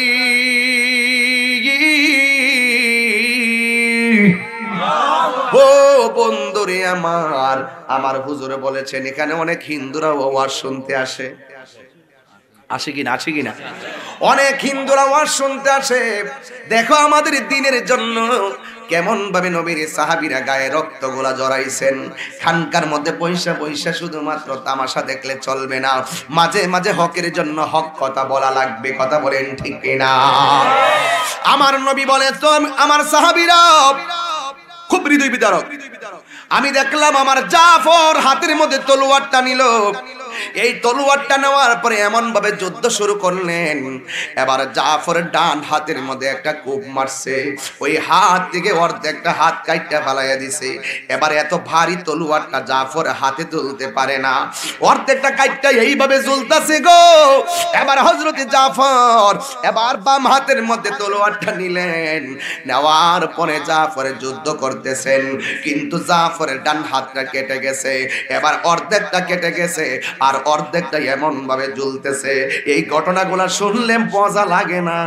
যারা দ্বীনের জন্য রক্ত জড়াইছে তারা জানে কত কত দানে কত চাল, নিজের জীবনটারে পানি পানি কইরা ফলাইছে। ইয়া রাসূলুল্লাহ, ইয়া রাসূলুল্লাহ বলিয়া, ঠিক কিনা? হায়রে তাকবীর, আল্লাহু আকবার।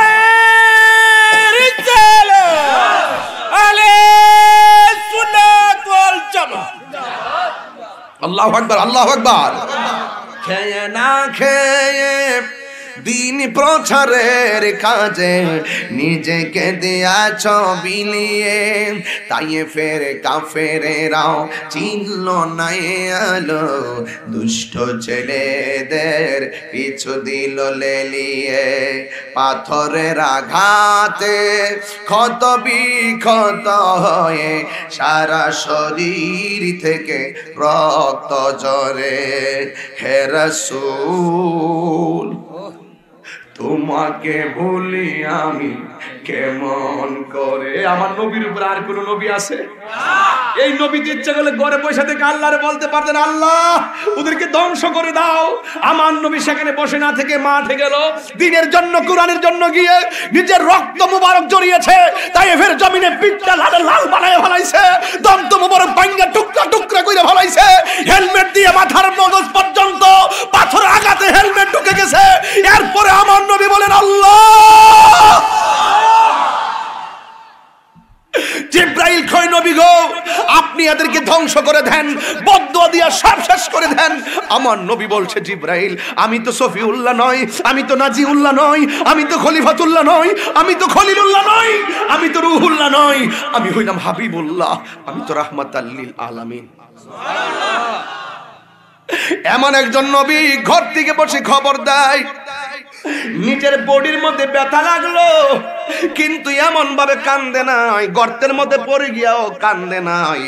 গর্তে পইরা ব্যথা লইয়া উম্মতি উম্মতি কইয়া কাঁদছে, উম্মতি উম্মতি কইয়া কাঁদছে।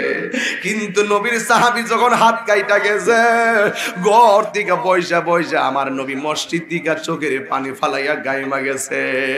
এবার আমার নবী বর্ণনা দেয়, আমার জাফর তলোয়ারটা বাম হাতের মধ্যে লইয়া এমন ভাবে লইয়া যুদ্ধ করতেছে, এমন ভাবে লইয়া যুদ্ধ করতেছে, ডান হাতে এমন ভাবে ঝুলতেছে, এই ঝুলার কারণে যুদ্ধ করতে পারতেছে না। কেমনে আমি ঘটনাটা কইতাম, এবার হিন্দি ছাত্র জীবনে এই ঘটনাটা হুজুরে যখন বলছে আমার কিতাবুল মাগাজি থেকে, তখন আমার হুজুরে কানতে কানতে আমার কাছে, আমরা ক্লাসে এটা পড়াইতো, কয় রে এমনি ঝুলতেছে। এবার আমরা দেশের মধ্যে যদি দিনের ময়দানে যায়, এমন ভাবে হাত কাটতে গেলে আমরা মেডিকেলে লইয়া যাইব। এই পাগলা এমন ভাবে যখন ঝুলতেছে, এবার পাগলা তো যুদ্ধ করতে অসুবিধা হইতাছে। হঠাৎ করে পাগলা এই ডান হাতটারে ভাইয়ের নিচে ফালাইয়া এমন ভাবে টান দিয়া ছিঁড়ে ফেলাইছে গো, টান দিয়া ছিঁড়া ফেলাইছে হাতটারে, একেবারে হাতটা টান দিয়া। এবার পাগলা বাম হাতের মধ্যে কাটা হাতটারে দূরে ফালাইয়া বাম হাত দিয়ে এদের সঙ্গে যুদ্ধ করে। এবার একটা বিয়াদব আইসা ওই জাফরের বাম হাতের মধ্যে এমন জোরে খুব মারছে গো, হাতটার কাইটা দেহ থেকে আলাদা ফালাইয়া দিছে। আর ওই যে তলোয়ারটা ছিল, ওহন জাফরে কেমনে যুদ্ধ করবো, আমার নবী মসজিদে থাইকা কই, আমার জাফরে ওই তলোয়ারটার কাছে গেছে, এমন ভাবে ঘুরতাছে, হঠাৎ করে দেখে তলোয়ারটা পইরা রইছে। আমার জাফরে যাইয়া দুইটা দাঁত দিয়া কামড় দিয়া তলোয়ারটা দইরা ফেলাইছে রে বাবা।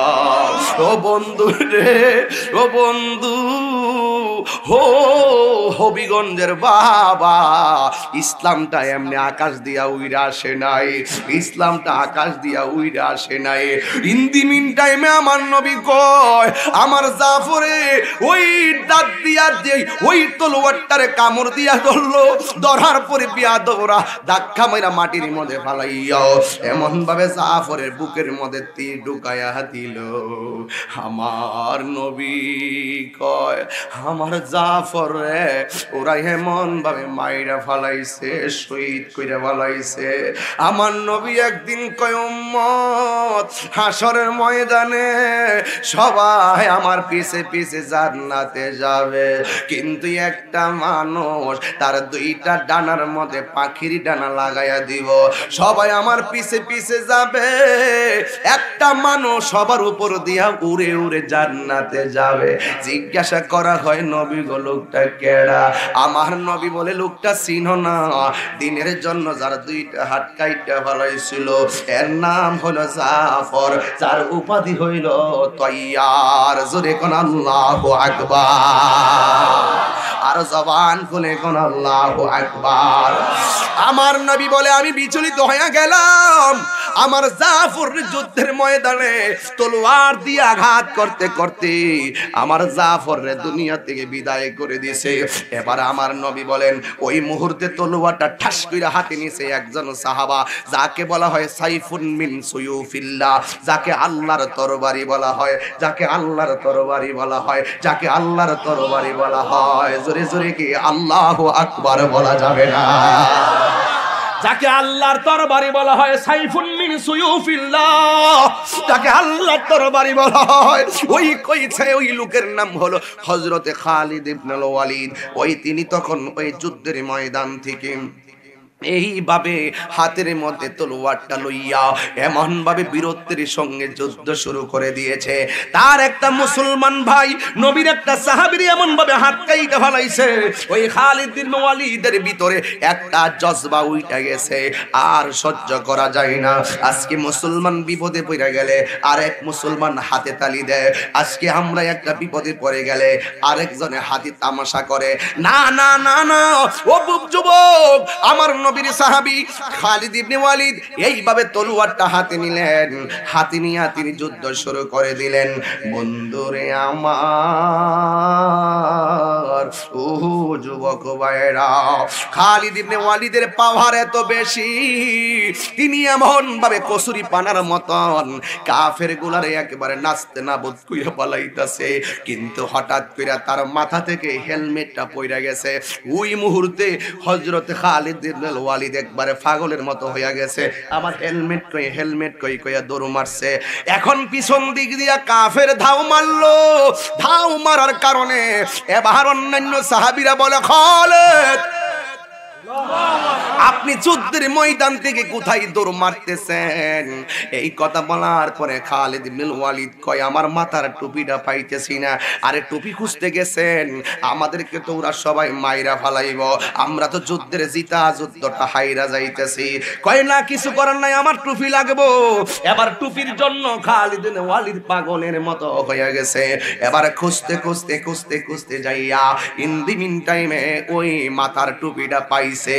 মারহাবা জোরে বলে, হেরার গোহায় তোমারি দেন, আসমান থেকে নামে আল কোরআন, ভাঙলো সবার ভুল তোমারই ওপরে, আসিল কোরআনের ছায়া তোলে, খালিদ ওমর আলী আবু বকর ইসলামী ঝান্ডা নীল যে তোলে, আল আমিন তুমি ছিলে চিরদিন সকল মানুষের তরে, হে রাসূল তোমাকে ভুলি আমি কেমন করে, হে রাসূল তোমাকে ভুলি আমি কেমন করে, হাজারো ব্যথা বেদনা ফিরে আসনি তুমি আপন ঘরে, দিনের আলো তুমি ছড়িয়ে দিতে চলে গেছো মদিনায় মক্কা ছেড়ে, হে রাসূল তোমাকে ভুলে আমি কেমন করে, খেয়ে না খেয়ে, যুবকরা শিখো, খেয়ে না খেয়ে দিন প্রচারের কাজে নিজেকে দিয়াছ বিলিয়ে, তাই ফেরে কাফেরেরা চিহ্ন নাই আলো, দুষ্ট ছেলেদের পিছু দিল লেলিয়ে, পাথরের আঘাতে ক্ষত বিক্ষত হয়ে সারা শরীর থেকে রক্ত ঝরে, হে রাসূল তোমাকে ভুলি আমি কেমন করে। আমরা নবীরে বলা কোনোভাবে সম্ভব না, সব ছাইরা দিমু, কিন্তু আমার নবীরে ছাড়া যাবে না।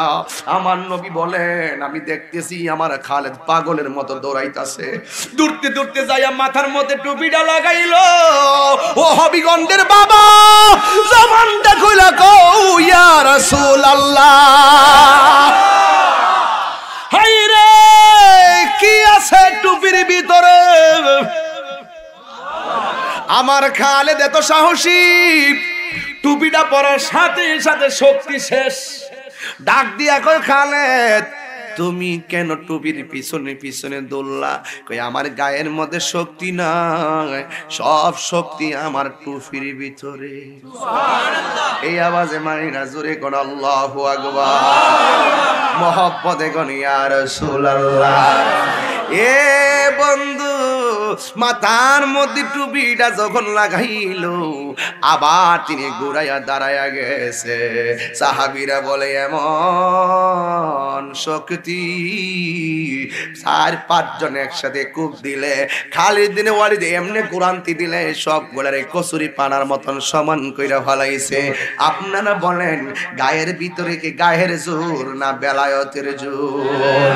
হাইরে আমার বাবারা, আল্লাহ কয় তোর ডানে কেউ নাই, তোর বামে কেউ নাই, তোর সামনে কেউ নাই, তোর পিছনে কেউ নাই, মাঝখানে তোর অন্তরে আমি আল্লাহর ভয় আছে, আমি আল্লাহর উপরে ভরসা আছে।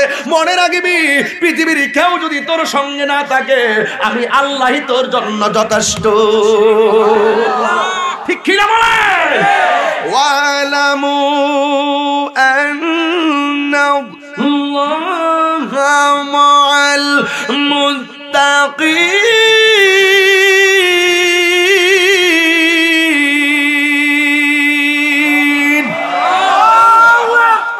জেনে রাখো, তোমার অন্তরে যদি আমি আল্লাহর ভয় থাকে, আমি আল্লাহর উপরে ভরসা থাকে, ডানে তোর কেউ নাই, বামে তোর কেউ নাই, সামনে তোর কেউ নাই, পিছনে তোর কেউ নাই, মনে রাখবি আমি আল্লাহ রাব্বুল আলামিনের সাহায্যের চাদর তোমার উপরে রয়েছে।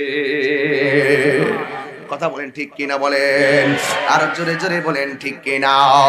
এবার যুদ্ধ শুরু করলো। যুদ্ধ করতে করতে করতে করতে একেবারে চূড়ান্ত পর্যায়ে চলে আসলো। আমার নবী বলেন, আমি দেখলাম জাফর পাগলের মতন এমন ভাবে যুদ্ধ করে, এরপরে আমার আল্লাহ ফাতাহা বিজয় দান করেছেন, তাদের উপরে আমার আল্লাহ বিজয় দান করেছেন। ও আখাজার রাইয়া, ওই পতাকাটা যখন খালিদ ইবনুল ওয়ালিদের হাতের মধ্যে নিল, তার নেতৃত্বে আমার আল্লাহ যুদ্ধের ময়দানে বিজয় দান করেছেন। এরপরে আমার নবী বলেন, আমার সাহাবীরা ওই যুদ্ধের ময়দানে বিজয় লাভ করেছেন। আমার দেশের মধ্যে কিছুদিন আগে পরীক্ষা রেজাল্ট দিল, এসএসসি রেজাল্ট দিল। রেজাল্ট দেওয়ার আগে পরীক্ষা ছিল কি ছিল না? দেখবেন পরীক্ষা দেওয়ার পরে, দেখবেন পরীক্ষা দেওয়ার পরে পুলাপন ছেলে মেয়েরা তারা মন্তব্য করে, কেমন হয়েছে কেমন হয়েছে একটা মন্তব্য করে। যুদ্ধের ময়দানে যুদ্ধ শেষ হওয়ার পরে সাহাবায়ে কেরামরা একজন আরেকজনের সঙ্গে কথা বলে। একজন বলতেছে, জাফর যেমন করে মারছে, আমার এই স্মৃতিটা আমার চোখ থেকে দূরে সরাইতে পারি না। এই মানুষটা জাফরের কথা শুনছে, 1450 বছর আগে লোকটা ওই জাফর যুদ্ধের ময়দানে শহীদ হয়ে গেছে। এই মানুষটা পাশে বইসা, আমার পাশে বইসা চোখের পানি ফালাইয়া কাঁদছে। দেখেন ঘটনা শুননা যদি কান্দে, ঘটনা যারা দেখছে তাদের কাছে কেমন লাগছে? কথা কোন ঠিক কিনা? এই জন্য যুবক, যে যার চিনে সে তার কিনে। সাহাবীরা বলতেছেন, কেউ কেউ বলতেছেন জাফরের শাহাদাতটা মেনে নেওয়া যায় না। আরেক দল বলতেছে, আরে চলে তো গেছে, অনেকে চলে গেছে, কিন্তু যুদ্ধের ময়দানে খালিদ ইবনুল ওয়ালিদ যেইভাবে একটা বিপদ লাগাইছিল, হঠাৎ কইরা টুপির কারণে খালিদ যখন পিছন দিকে দৌড় মারছে, আমরা সবাই মনে করছি আমরা হেরে গিয়েছি। কিন্তু জাফরে মাথার মধ্যে টুপিটা লাগাইয়া আবার যখন তলোয়ার নিয়ে দাঁড়াইয়া গেছে, আমার আল্লাহ আমারে বিজয় দান করেছে। একজন ডাক দিয়া কয়, খালিদ তুমি যুদ্ধের ময়দানে টুপির জন্য দৌড় মারলা কেন? হেলমেটের জন্য দৌড় মাইরা আমাদের কলিজার পানি শুকাইয়া ফেলাইছলা কেন? খালিদ ইবনুল ওয়ালিদ বলে, তোমরা আমার বীর বলতেছ, আসলে আমি আমার গায়ের মধ্যে কোনো শক্তি নাই, আমার সব শক্তি আমার হেলমেটের ভিতরে। জিজ্ঞেস করো এই হেলমেটের সাথে গায়ের শক্তির সম্পর্ক কি? ওই মুহূর্তে খালিদ ইবনে ওয়ালিদ বলেন, আমার শক্তি হলো ওই হেলমেটের ভিতরে, কারণ হেলমেটটার ভিতরে আমার নবীর একটা চুল মুবারক আছে। দুই হাত তুলে বলো আল্লাহু আকবার, আল্লাহু আকবার, আল্লাহু আকবার, আল্লাহু আকবার। আমার নবী নূরের নবী, মাটির নবী না, বলো মাটির নবী না, ওই নবীকে নিজের মতো মনে করো না। না না না, নবী কারো মতো না, বলো না না না, নবী কারো মতো না, বলো আমার নবী নূরের নবী, নবী না, বল আমার নবী নূরের নবী, মাটির নবী না, ওই নবীকে নিজের মতো মনে করো না। ঠিক না বেঠি? এই জন্য যুবক, আমার নবীর চুল মুবারকে বরকত আছে না নাই? আসলে আছে, আসলে আছে। আমি নিজে আমার নবীর দাড়ি মুবারক দেখেছি, নবীর চুল মুবারক দেখেছি, মিলাদুন নবীর দিনে দেখেছি। লাইন টু লাইন মানুষে ওযু কইরা লাইনে দাঁড়াই, বাড়ির ওয়ালের সময়টা ওপেন করা হয়। আল্লাহর কসম করে বলি, আল্লাহর কসম করে বলি, মরলে মাটির তলে যাবো। মানুষ লাইন ধরে ধরে দেখে, লাইন ধরে ধরে দেখে। আমি যখন ওই চুল মুবারকের বরাবরে গেলাম, আল্লাহর কসম, এই চুল মুবারকটা আমার নবীর চুল মুবারক ছিল, কুকরানো কুকরান চুল মুবারক, এইভাবে বটা থাকে। আমরা আগের দিনও দেখেছি এইভাবে বটা। কিন্তু আমার নবীর চুল মুবারক যখন ওপেন করা হয়, নবীর উপরে দরুদ ও সালাম পরে পরে আমরা চুল মুবারক দেখি। আল্লাহর কসম, নবীর চুল মুবারক এইভাবে সোজা হয়ে যায়। আমি মাটির নিচে যাব, যদি প্রমাণ দিতে না পারি আমার সঙ্গে লয়েন কোনো এক সময়। ও বন্ধুরে, আমার নবীও জিন্দা, আমার নবীর চুল মুবারক জিন্দা। আল্লাহু আকবার বলো। ইয়া রাসূলুল্লাহ, ইয়া হাবিবাল্লাহ, ইয়া রাসূলুল্লাহ, ইয়া হাবিবাল্লাহ, ইয়া রাসূলুল্লাহ। হাত তুলতেন না সবাই? এত কষ্ট লাগে নবীর জন্য হাত তুলতে। তুমি যে একটা জবান বন্ধ রাখবেন না, বিজয় দেওয়ার মালিককে, ইজ্জতের মালিককে, রহমতের মালিককে। আল্লাহর জন্য রক্ত গায়ে থেকে জড়াইলে আমার আল্লাহ রহমত দেয় কি দেয় না?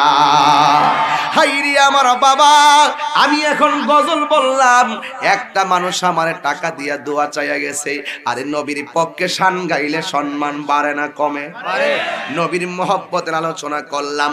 এখন আমার নবী হলো মসজিদের মিম্বরে, ঘটনা চলতেছে অনেক দূরে। এটা হলো আমার মূল ওয়াজ, ওইটা ঘটনা বলছি ঘটনা জানার জন্য। আর এখন যেটা বলবো এটা ঈমানটারে তাজা করার জন্য। কথা বলেন ঠিক কিনা? হাইরে আমার আব্বুরে, আমার নবী হলো মসজিদের ভিতরে, আর যুদ্ধ চলতেছে অনেক দূরে। আমার নবী দেখার ক্ষমতা আছে না নাই? এখন হবিগঞ্জে মাহফিল চলতেছে, আমার নবী গয়ে ভাওয়াল্লাহ মা ইউফালাইয়া খুশুকুম ওয়ালা রুকুকুম। আমি নবী সামনে যেমন দেখি, পিছনে তেমন দেখি। আমি নবী চাইলে যেমন দেখি, ঘুমায়া গেলে গাও দেখি। আর জোরে বলো সুবহানাল্লাহ। এই জন্য তুমি আমি ঘুমাইলে ওযু ভাঙ্গা যাই, আমার নবী ঘুমাইলে ওযু ভাঙ্গে না। মানে হলো নবী কাহারো মতো না, ঠিক কি না? কি দি হাদিয়া দিছো? মাশাআল্লাহ, আল্লাহ তোমারে কবুল করুক। বন্ধু কই গেছিলাম, নবী দেখার ক্ষমতা আছে না নাই? এই জোরে বলো আছে না নাই? তুমি দেখবা কেমনে? তোমার চোখের মধ্যে আবু জাহেলের চশমা। জোরে বলো ঠিক কিনা? আগে আকীদা মজবুত করতে হইব। কবরে আমার নবী ছাড়া এখানে গুরুস্থানটা আছে না? এই সোহেল গুরুস্থান আছে না? এখন যদি আল্লাহ আমার একটা ক্ষমতা দিত, গুরুস্থানটা যাইতাম, যাইয়া কবরটা করতাম, কুইরা বাসটি সরাইয়া লাশটার তুইল্লা দিত আমার আল্লাহ। জীবিত করার পরে জিগাইতাম, কবরে তুই কেমন আছস? আমার ডাইরেক্ট ওই লোকটা বলে দিত, কবরে পৃথিবীর কেউ আপন না, একমাত্র আপন রাহমাতুল লিল আলামিন। হাত তুলে বলো ঠিক কিনা বলো। আমার আল্লাহু আকবার।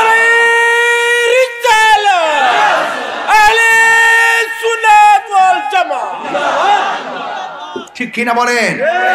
আমার নবী থাকার ক্ষমতা আছে না নাই? নবী যদি ঘরে থাইকা ওই এত কিলোমিটার দূরের যুদ্ধের কন্ডিশন দেখা দেখা আঙ্গুল দিয়া ধরে ধরে শাহাদাতের বর্ণনা দিতে পারে, আজকে মোহনপুরের জমিনে আমরা কারা ইয়া রাসূলুল্লাহ বলে চিৎকার দিতেছি, আমার নবী দেখার ক্ষমতা আছে না নাই?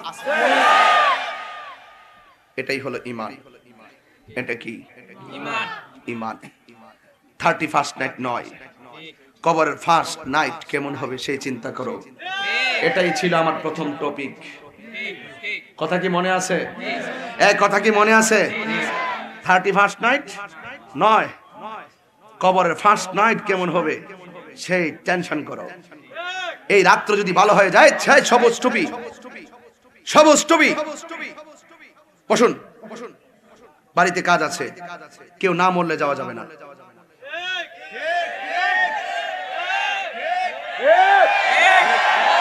আমি কি প্রতিদিন সেখানে বসে থাকবো? আমি কি আগের মতো এখন আসার সময় পাই? আমি বলছিলাম না যে একটু ঘন ঘন আসতেছি, হয়তো আর একটু হালকা হয়ে যাব আগামী বছর। সারা বাংলাদেশ দূরতে হয়, অনলাইনে যুগ, চাপাবাজি তো করি না, সব দেখেন। কখনো পানিপথে, কখনো আকাশপথে, কখনো স্থলপথে, কখনো জলপথে, কখনো বিভিন্ন বাহন আমার চলতে হয়। কিন্তু একটাই কথা, যেখানে যাই ভয় করে কথা বলি না। জীবন মৃত্যু কার হাতে? কথা বল, কার হাতে? জানি না সত্য যে এই বেটা গোপন করে তার শাস্তি হবে ভয়ঙ্কর। সত্য কথা বললে কোনো ধরনের কোনো বিপদ, হক কথা তিতা হলো বলতে হবে। হকের পক্ষে একজন আছেন, জবান খুলে বলুন তিনি কে? আরো বড় করেন, তিনি কে? কয়জন? তো বলতে চেয়েছিলাম আমার নবী মসজিদের নববীতে, ঘটনা চলতেছে অনেক দূরে। তোমার নাম কি? বুলবুল। তোমার ছেলের নাম কি? সুলেমান। বুলবুল এবং তার ছেলের নাম সুলাইমান। আমার হাদিয়া দিছে, ছেলে নাকি আমার খুব ভক্ত, আর আমার ভক্ত ছোট পোলাপান নেই। আমি যখন প্রথম ওয়াজ করছি তখন ছোট ছোট পোলাপান আমার সামনে বসে ওয়াজ শুনতো। আচ্ছা, ইনশাআল্লাহ দোয়া করে আল্লাহ তাআলা সেবা করুক। ছোট ছোট পোলাপান ওয়াজ শুনতো। আলহামদুলিল্লাহ এই ছেলেগুলো এখন কিশোর বয়সের হয়ে গেছে। ওই কিশোর বয়সের আগের ছেলেগুলো এখন যৌবনে পদার্পণ করেছে। এরাই পারে সমাজটাকে, সমাজ বিনির্মাণের সুন্দর কাজ করতে। কথা বলেন ঠিক কি না? অনেকে বলছে আপনি ছোট ছোট পোলাপান নিয়ে কথা বলে। আমি বলতাম, আমি রাগ করতাম না, আর আমি বেশি বেশি ছোট ছোট পোলাপানদের আকর্ষণ করার জন্য বেশি বেশি শান গাইতাম। তোমার আম্মা আব্বার জন্য দোয়া চাইছি, ইনশাআল্লাহ আমি দোয়া করব। শোনেন, যত কিছুই বলেন না কেন, আজকের শিশু আগামী দিনের কথা বলেন না কেন, এই যে কিশোর বয়সের পোলাপানদের আমি বলে দিয়ে যাই, কিছু কিছু কিশোর পোলাপান আছে একসাথে 5টা 7টা 8টা চলে না, এটা গ্রুপিং করে, এটা বলা হয় কিশোর গ্যাং। কি গ্যাং? কিশোর গ্যাং। হেরা এমন ভাবে চলে, মাঝে মাঝে বাপ মার থেকে জোরে মোটরসাইকেল কিনে উল্টা পাল্টা চলে। দেখবেন মাঝে মাঝে কিছু খুন হয় এই ছোট্ট পোলাপানরে দিয়া। খুনগুলো তারা করে না, তাদেরকে আপনি দইরা দেখেন, এরা খুব পাওয়ারফুল। এমনি চলস কেন? তোর কি হইছে? মারলি কেন? হালাই কয় কি? তখন তার জিগাইবেন, এত বড় গলা কথা স্কিল লেগা, তুই মারছস স্কিল লেগা? বড় ভাই কইছে, এই বড় ভাই সবচেয়ে বড় শত্রু, গডফাদার। এদেরকে দিয়ে সমাজের খারাপ কাজগুলো করায়। এই কিশোর গ্যাং আজকে সামাজিক বেদিতে পরিণত হয়ে গেছে। কথা কোন ঠিক না বে ঠিক? এই কিশোর গ্যাং সামাজিক বেদিতে পরিণত হয়েছে। এই কিশোর গ্যাং 2 দিন পরে কি হয়? মাদকের নেশায় আসক্ত হয়ে যায়। আর যারা মাদক, কয়েকদিন আগে তো হবিগঞ্জ কারাজন মারলো, এমনি বাড়ি দিয়ে মারছে। আহরে বাবা, শয়তানে হেরে পাল্লা দিছে, হেতে বাড়ি দিছে, মরে গেছে। কখনো খুন করবেন না, যার সাথে আপনি সকালে চলবেন 2 দিন পরে আপনি ধরা খাইবেনই, কিন্তু কখনো খুন করবেন না। এই কিশোর গ্যাং ছেলেগুলো সমাজের ভিতরে দেখেন, কিছু জিজ্ঞেস করলে বড় ভাই কইছে, ভরহের বড় ভাই, এই বড় ভাইটারে খুঁজে বাই করতে দিব। আমি প্রধানমন্ত্রীরে কইছিলাম যে শুধুমাত্র মাদক এলাকায় শুধুমাত্র ওই অভিযান করলে চলতো না, যেখান থেকে মাদক উৎপন্ন হয় সেই গডফাদারের জায়গা বন্ধ করতে হবে। আসল জায়গা বন্ধ না কইরা সিফা সাফা দিয়া একটা হল দিলে কাম হইব? কর্তৃক আইতা আমরা সবই জানি, ওই জায়গাগুলো বন্ধ করতে হবে। কথা বলেন ঠিক কি না? আজকে এর জন্য শরীর থেকে কেটে কেটে রক্ত দেলাস। এই যে হ্যাপি নিউ ইয়ার আইলো, রাত্রে বেলা ঘুমাইছস? মোবাইলের মেসেজে চালা তোর ঘুমান গেছে, এরে মেসেজ হেরে মেসেজ শরীর থেকে কাইটা রক্ত দেয়। এই জন্য ওয়াজটা 1 তারিখে করলাম কি লাগিয়া, রক্ত যদি দিতে হয় দ্বীনের জন্য, কুরআনের জন্য, নবীর জন্য, জিহাদের ময়দানে রক্ত দিতে হবে। এই জন্য আমি ওই একটি ফার্স্ট ডে আজকে জানুয়ারির আমি 2022 আজকে আমি বলে গেলাম যে এখানে যারা এসেছো প্রতিজ্ঞা করো যতদিন বাঁচবে ততদিন নবীর পক্ষে কথা বলবে, হকের পক্ষে কথা বলবে, আল্লাহর দিনকে কায়েম করতে কথা বলবে, পুরো লাল চক্ষুকে ভয় পাবে না। রাজি আছেন সবাই? সবাই কি রাজি আছেন? কারা কারা রাজি দিয়ে হাত তুলে দেখাবেন ইনশাআল্লাহ। আল্লাহু আকবার, ইয়া রাসূলুল্লাহ, জিন্দাবাদ। হাত নামান, জিন্দাবাদ। শুনেন, হাত নামাও। আপনারা ওই মাঠও করছিলেন ছোট, এই মাঠও করলেন ছোট। অনেক লোক দাঁড়িয়ে আছে, যত লোক বসা তত লোক দাঁড়ানো। আরো মাঠটা ডাবল হতে হবে সামনের বছর, নাইলে আমি দাওয়াত নিতে পারবো না। কারণ দিনে দিনে সুন্নিদের সংখ্যা বাড়তেছে। কথা বলেন ঠিক কিনা বলেন? তবে একটি কথা বলি যুবক, তোমাকে জিহাদের স্পিরিট যদি হৃদয়ে লালন করো, নবীর মহব্বত যদি হৃদয়ে লালন করো, জবান দিয়ে যদি সত্যিকার অর্থে আল্লাহ আল্লাহ জিকির করে থাকো, জবান দিয়ে যদি সত্যিকার অর্থে ইয়া রাসূলুল্লাহ স্লোগান দিয়ে থাকো, এই জবান দিয়ে মাদক নামক নেশা হারাম ঢুকতে পারে। একটা কথা মনে রাখবেন, হারামের মধ্যে কোনো আরাম, এতে কি আপনার বিশ্বাস হয়? হারামের মধ্যে কোনো আরাম নাই। এখানে অনেকে দোয়া চাইছেন। হুজুর মদিনাওয়ালার সদকায় আপনাকে অনেক ভালোবাসি, আপনার কোরআন তেলাওয়াত অনেক ভালো লাগে। একটি গজল গাওয়ার অনুরোধ রইল, মালিক জান্নাতে তোমার পাশে আমার একটি ঘর বানাই দিও। একজন কওমি ভাইয়ের প্রশ্ন, রাসূল সাল্লাল্লাহু আলাইহি ওয়াসাল্লামের নূরের তৈরি হলে রাসূল সাল্লাল্লাহু আলাইহি ওয়াসাল্লামের 4 মেয়ে ও 3 ছেলে কিসের তৈরি? যাক, প্রশ্ন করেছেন। আমি আসলে প্রশ্নের উত্তর কখনো ওয়াজে দেই না, কারণ প্রশ্নের উত্তর দেওয়ার অভ্যাসটা আমি করি না। প্রত্যেকটা প্রশ্নের উত্তর আমি দিতে পারবো, কিন্তু আমার ওয়াজের মুডটা অন্যদিকে ঘুরে যাবে, আমার ভাবমূর্তি নষ্ট হবে। তবে একটা কথা জেনে রাখেন, নবী নূরের তৈরি, এরপরে কেডা কিসের তৈরি আমার জানার জন্য দরকার নাই। আগে আসল জায়গায় কথা বলেন। আগে কোন জায়গায় কথা বলেন? আসল জায়গায় কথা বলেন। যাই হোক, আমি এগুলো এত বাড়াবো না। আমার একটা বলছে, আমি এগুলো আসলে পারি না। হ্যাঁ, তারপরে আমরা যেহেতু জিহাদ করব, আমরা যখন আল্লাহর ইবাদত করব, আমরা চাই কি? জান্নাত চাই, ঠিক কি না? তাহলে আমার রবকে আমরা দেখতে চাই কি চাই না? আমার বলছে আজ গদল আমি শিখি নাই, তবে একটা কলি আমি পারি, একটা কলি আমি পারি, কখনো শেখার চেষ্টাও করি নাই। এরপরও আমি বলছি,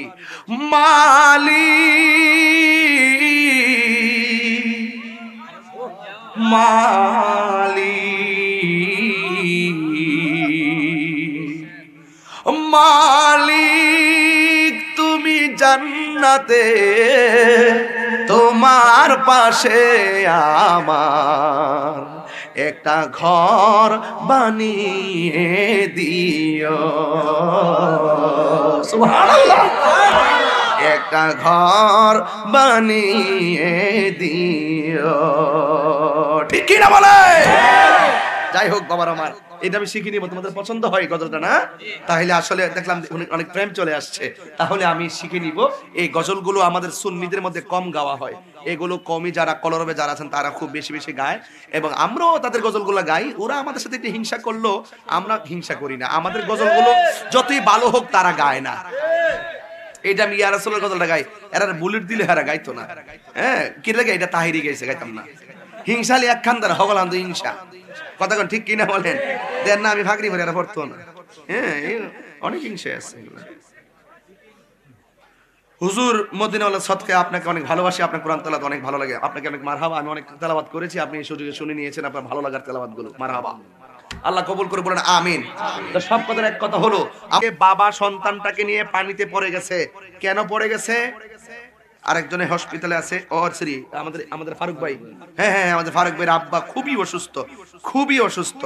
হ্যাঁ, এবং ডাক্তার আবরার জাবেরের আব্বা অসুস্থ। হ্যাঁ, আরো অনেকে দোয়া চাইছেন, দক্ষিণ মোহনপুরের কবরস্থান সকল মুর্দাদের জন্য দোয়া ইনশাআল্লাহ অবশ্যই করবো। আর দেখেন, আমি মাইক ধরলে দৌড়াই, একটা সময় দৌড় মারে না, এই যে আমি কিন্তু এখন দেখতেছি যে 10:40 বেজে গেছে নাকি, সময়টা খুব দ্রুত চলে গেছে। Time and tide wait for none, সময় এবং স্রোত কাহার জন্য অপেক্ষা করে? আল ওয়াক্তু লা ইয়ান্তাজিরু লি আহাদিন, আল ওয়াক্তু লা ইয়ান্তাজিরু লি আহাদিন, সময় কাহার জন্য অপেক্ষা করে না। এই জন্য আমরা সময়টাকে কাজে লাগিয়েছি এই জন্য যে আমরা 2022 সালের প্রথম দিন আমরা কোরআন সুন্নাহর আলোচনা শোনার মাধ্যমে একটি জিহাদি প্রেরণা তৈরি করতে পেরেছি। কথা বলেন ঠিক কি না বলেন? তো আমি শুরু এই ছেলে এই কোট এটা কেডা জিজ্ঞাসা করছ না, বাড়ি কো জিজ্ঞাসা না, এই লোকটা জিজ্ঞাসা না বাড়িটা, আমি বুঝলাম না কিছু, আমি বুঝলাম না তোমরা কিছু বুঝলাম না।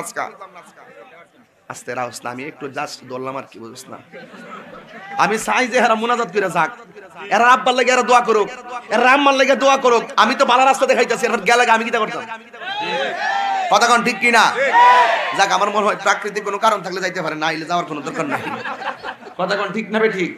যাক, অসুবিধা নাই। তবে একটা কথা, ওই ঠিক আছে তাহলে যাও, অসুবিধা নাই। তবে একটা কথা বলতাম, ওয়াজের শুরুতে বরগুনা লঞ্চের বিবরণ দিয়েছিলাম, ঠিক কি না বলেন? কেন দিয়েছিলাম? আমার একটা অভ্যাস আছে, শুরুটা যেভাবে শেষ শুরু করি, লাস্টে এটা একটু টাচ দিয়ে যাই। একটা বাবা আগুন লাগার পরে বাবা সন্তান নিয়ে পানিতে পড়ে গেছে, সন্তানটাকে কি মারার জন্য না বাঁচানোর জন্য? কথা বলেন না। আমার বাড়িতে, আমার এলাকায় মসজিদে জুম্মা থেকে বের হইছি, হঠাৎ করে আমার এক ভাই চোখের পানি ছলছল করে, জিগাইলাম কান্দেন কা? বা আপনি কি অবস্থা, আপনার মেয়ের অবস্থা কি? আমাকে বলতেছে কেউ, তাহেরি আমার মেয়ের তো 2টা কিডনি নষ্ট। কয়টা কিডনি নষ্ট? 2টা কিডনি নষ্ট। মাত্র 12 বছর মনে হয় মেয়েটা হবে, 2টা কিডনি নষ্ট। খুব সুন্দর মেয়েটা, আমার ভাতিজি। তো জিজ্ঞেস করলাম যে 2টা কিডনি কি পান নাই? সারা বাংলাদেশ খুঁজছি, কিন্তু কোনোভাবেই লবিং করেও পাই না, টাকা দিয়েও পাই নাই। তবে মাদ্রাজ গিয়ে আমি একটা কিডনি পাইছি। কয়টা কিডনি পাইছে? একটা কিডনি পাইছে। পরে জিজ্ঞেস করলাম, তোর বাকি আর একটা কিডনি কি করবেন? তখন আমারে বলতেছে, তোর ভাবি কইছে আর একটা কিডনি দিয়া দিব। মানে মা এমন এক জিনিস, বাবা এমন এক জিনিস, জীবন বাজি রেখে সন্তান নিয়ে পানিতে পড়ে যায়, জীবন বাজি রেখে নিজের কিডনি খুলে সন্তানকে দিয়ে দেয়। কথা বলেন না ঠিক না ঠিক? তো এই বাপ মা অনেকে যে আমাকে আসার সময় কি বলে, কে যেন মারা গেল, মেয়র সাহেবের ছেলে না, ওই যে ছেলে সামি একদম অল্প বয়সে না, আহা দেখছেন মেয়র সাহেবের ছেলেটা অল্প বয়সে মারা গেল। তাহলে এই যে ছেলেটাকে অল্প বয়সে হারাইলো, তার বাবার মনে দুঃখ আছে না নাই? এই জন্য প্রত্যেকটা বাবা তার সন্তানের জন্য পাগলের মতন, প্রত্যেকটা মা তার সন্তানের জন্য পাগলের মতো। তবে আমি খেদমতের ওয়াজ করব না, সবসময় করি। তবে একটা কথা বলে যাই, আপনার মা আপনার বাবা আপনাকে নিয়ে অনেক স্বপ্ন দেখেছেন। আপনি যখন সেই স্বপ্নটা ভেঙে দেন, তখন আপনার মা বাবার অন্তর ভেঙে চুরমার হয়ে যায়। আর শুধু তাই নয়, আপনি মনে করবেন না যে আপনার মা আপনাকে লেখাপড়া করিয়েছে, সারা জীবন যা আছে সব খোয়াইছে, কিন্তু বলে দিলাম, যে অফিসার মাকে বৃদ্ধাশ্রমে রেখে 10 তলা ঘুমায়, এটা অফিসার নয়, এটা সমাজের অভিশাপ। সত্য বলছি, সত্য বলছি। হ্যাঁ না, আজান ভাবতাম না, এত কষ্ট করতাম না।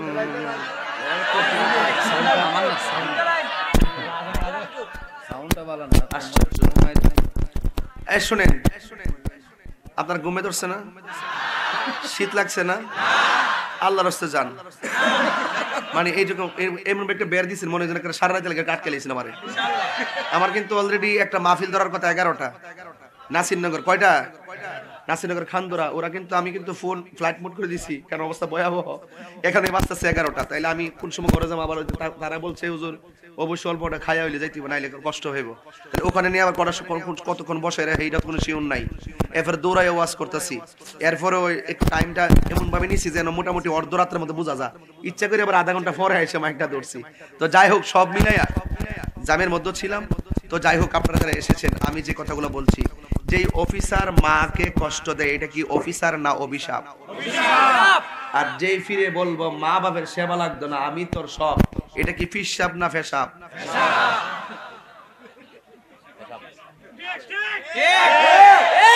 আর আমার দাওয়াত করলে করবেন, না করলে নাই।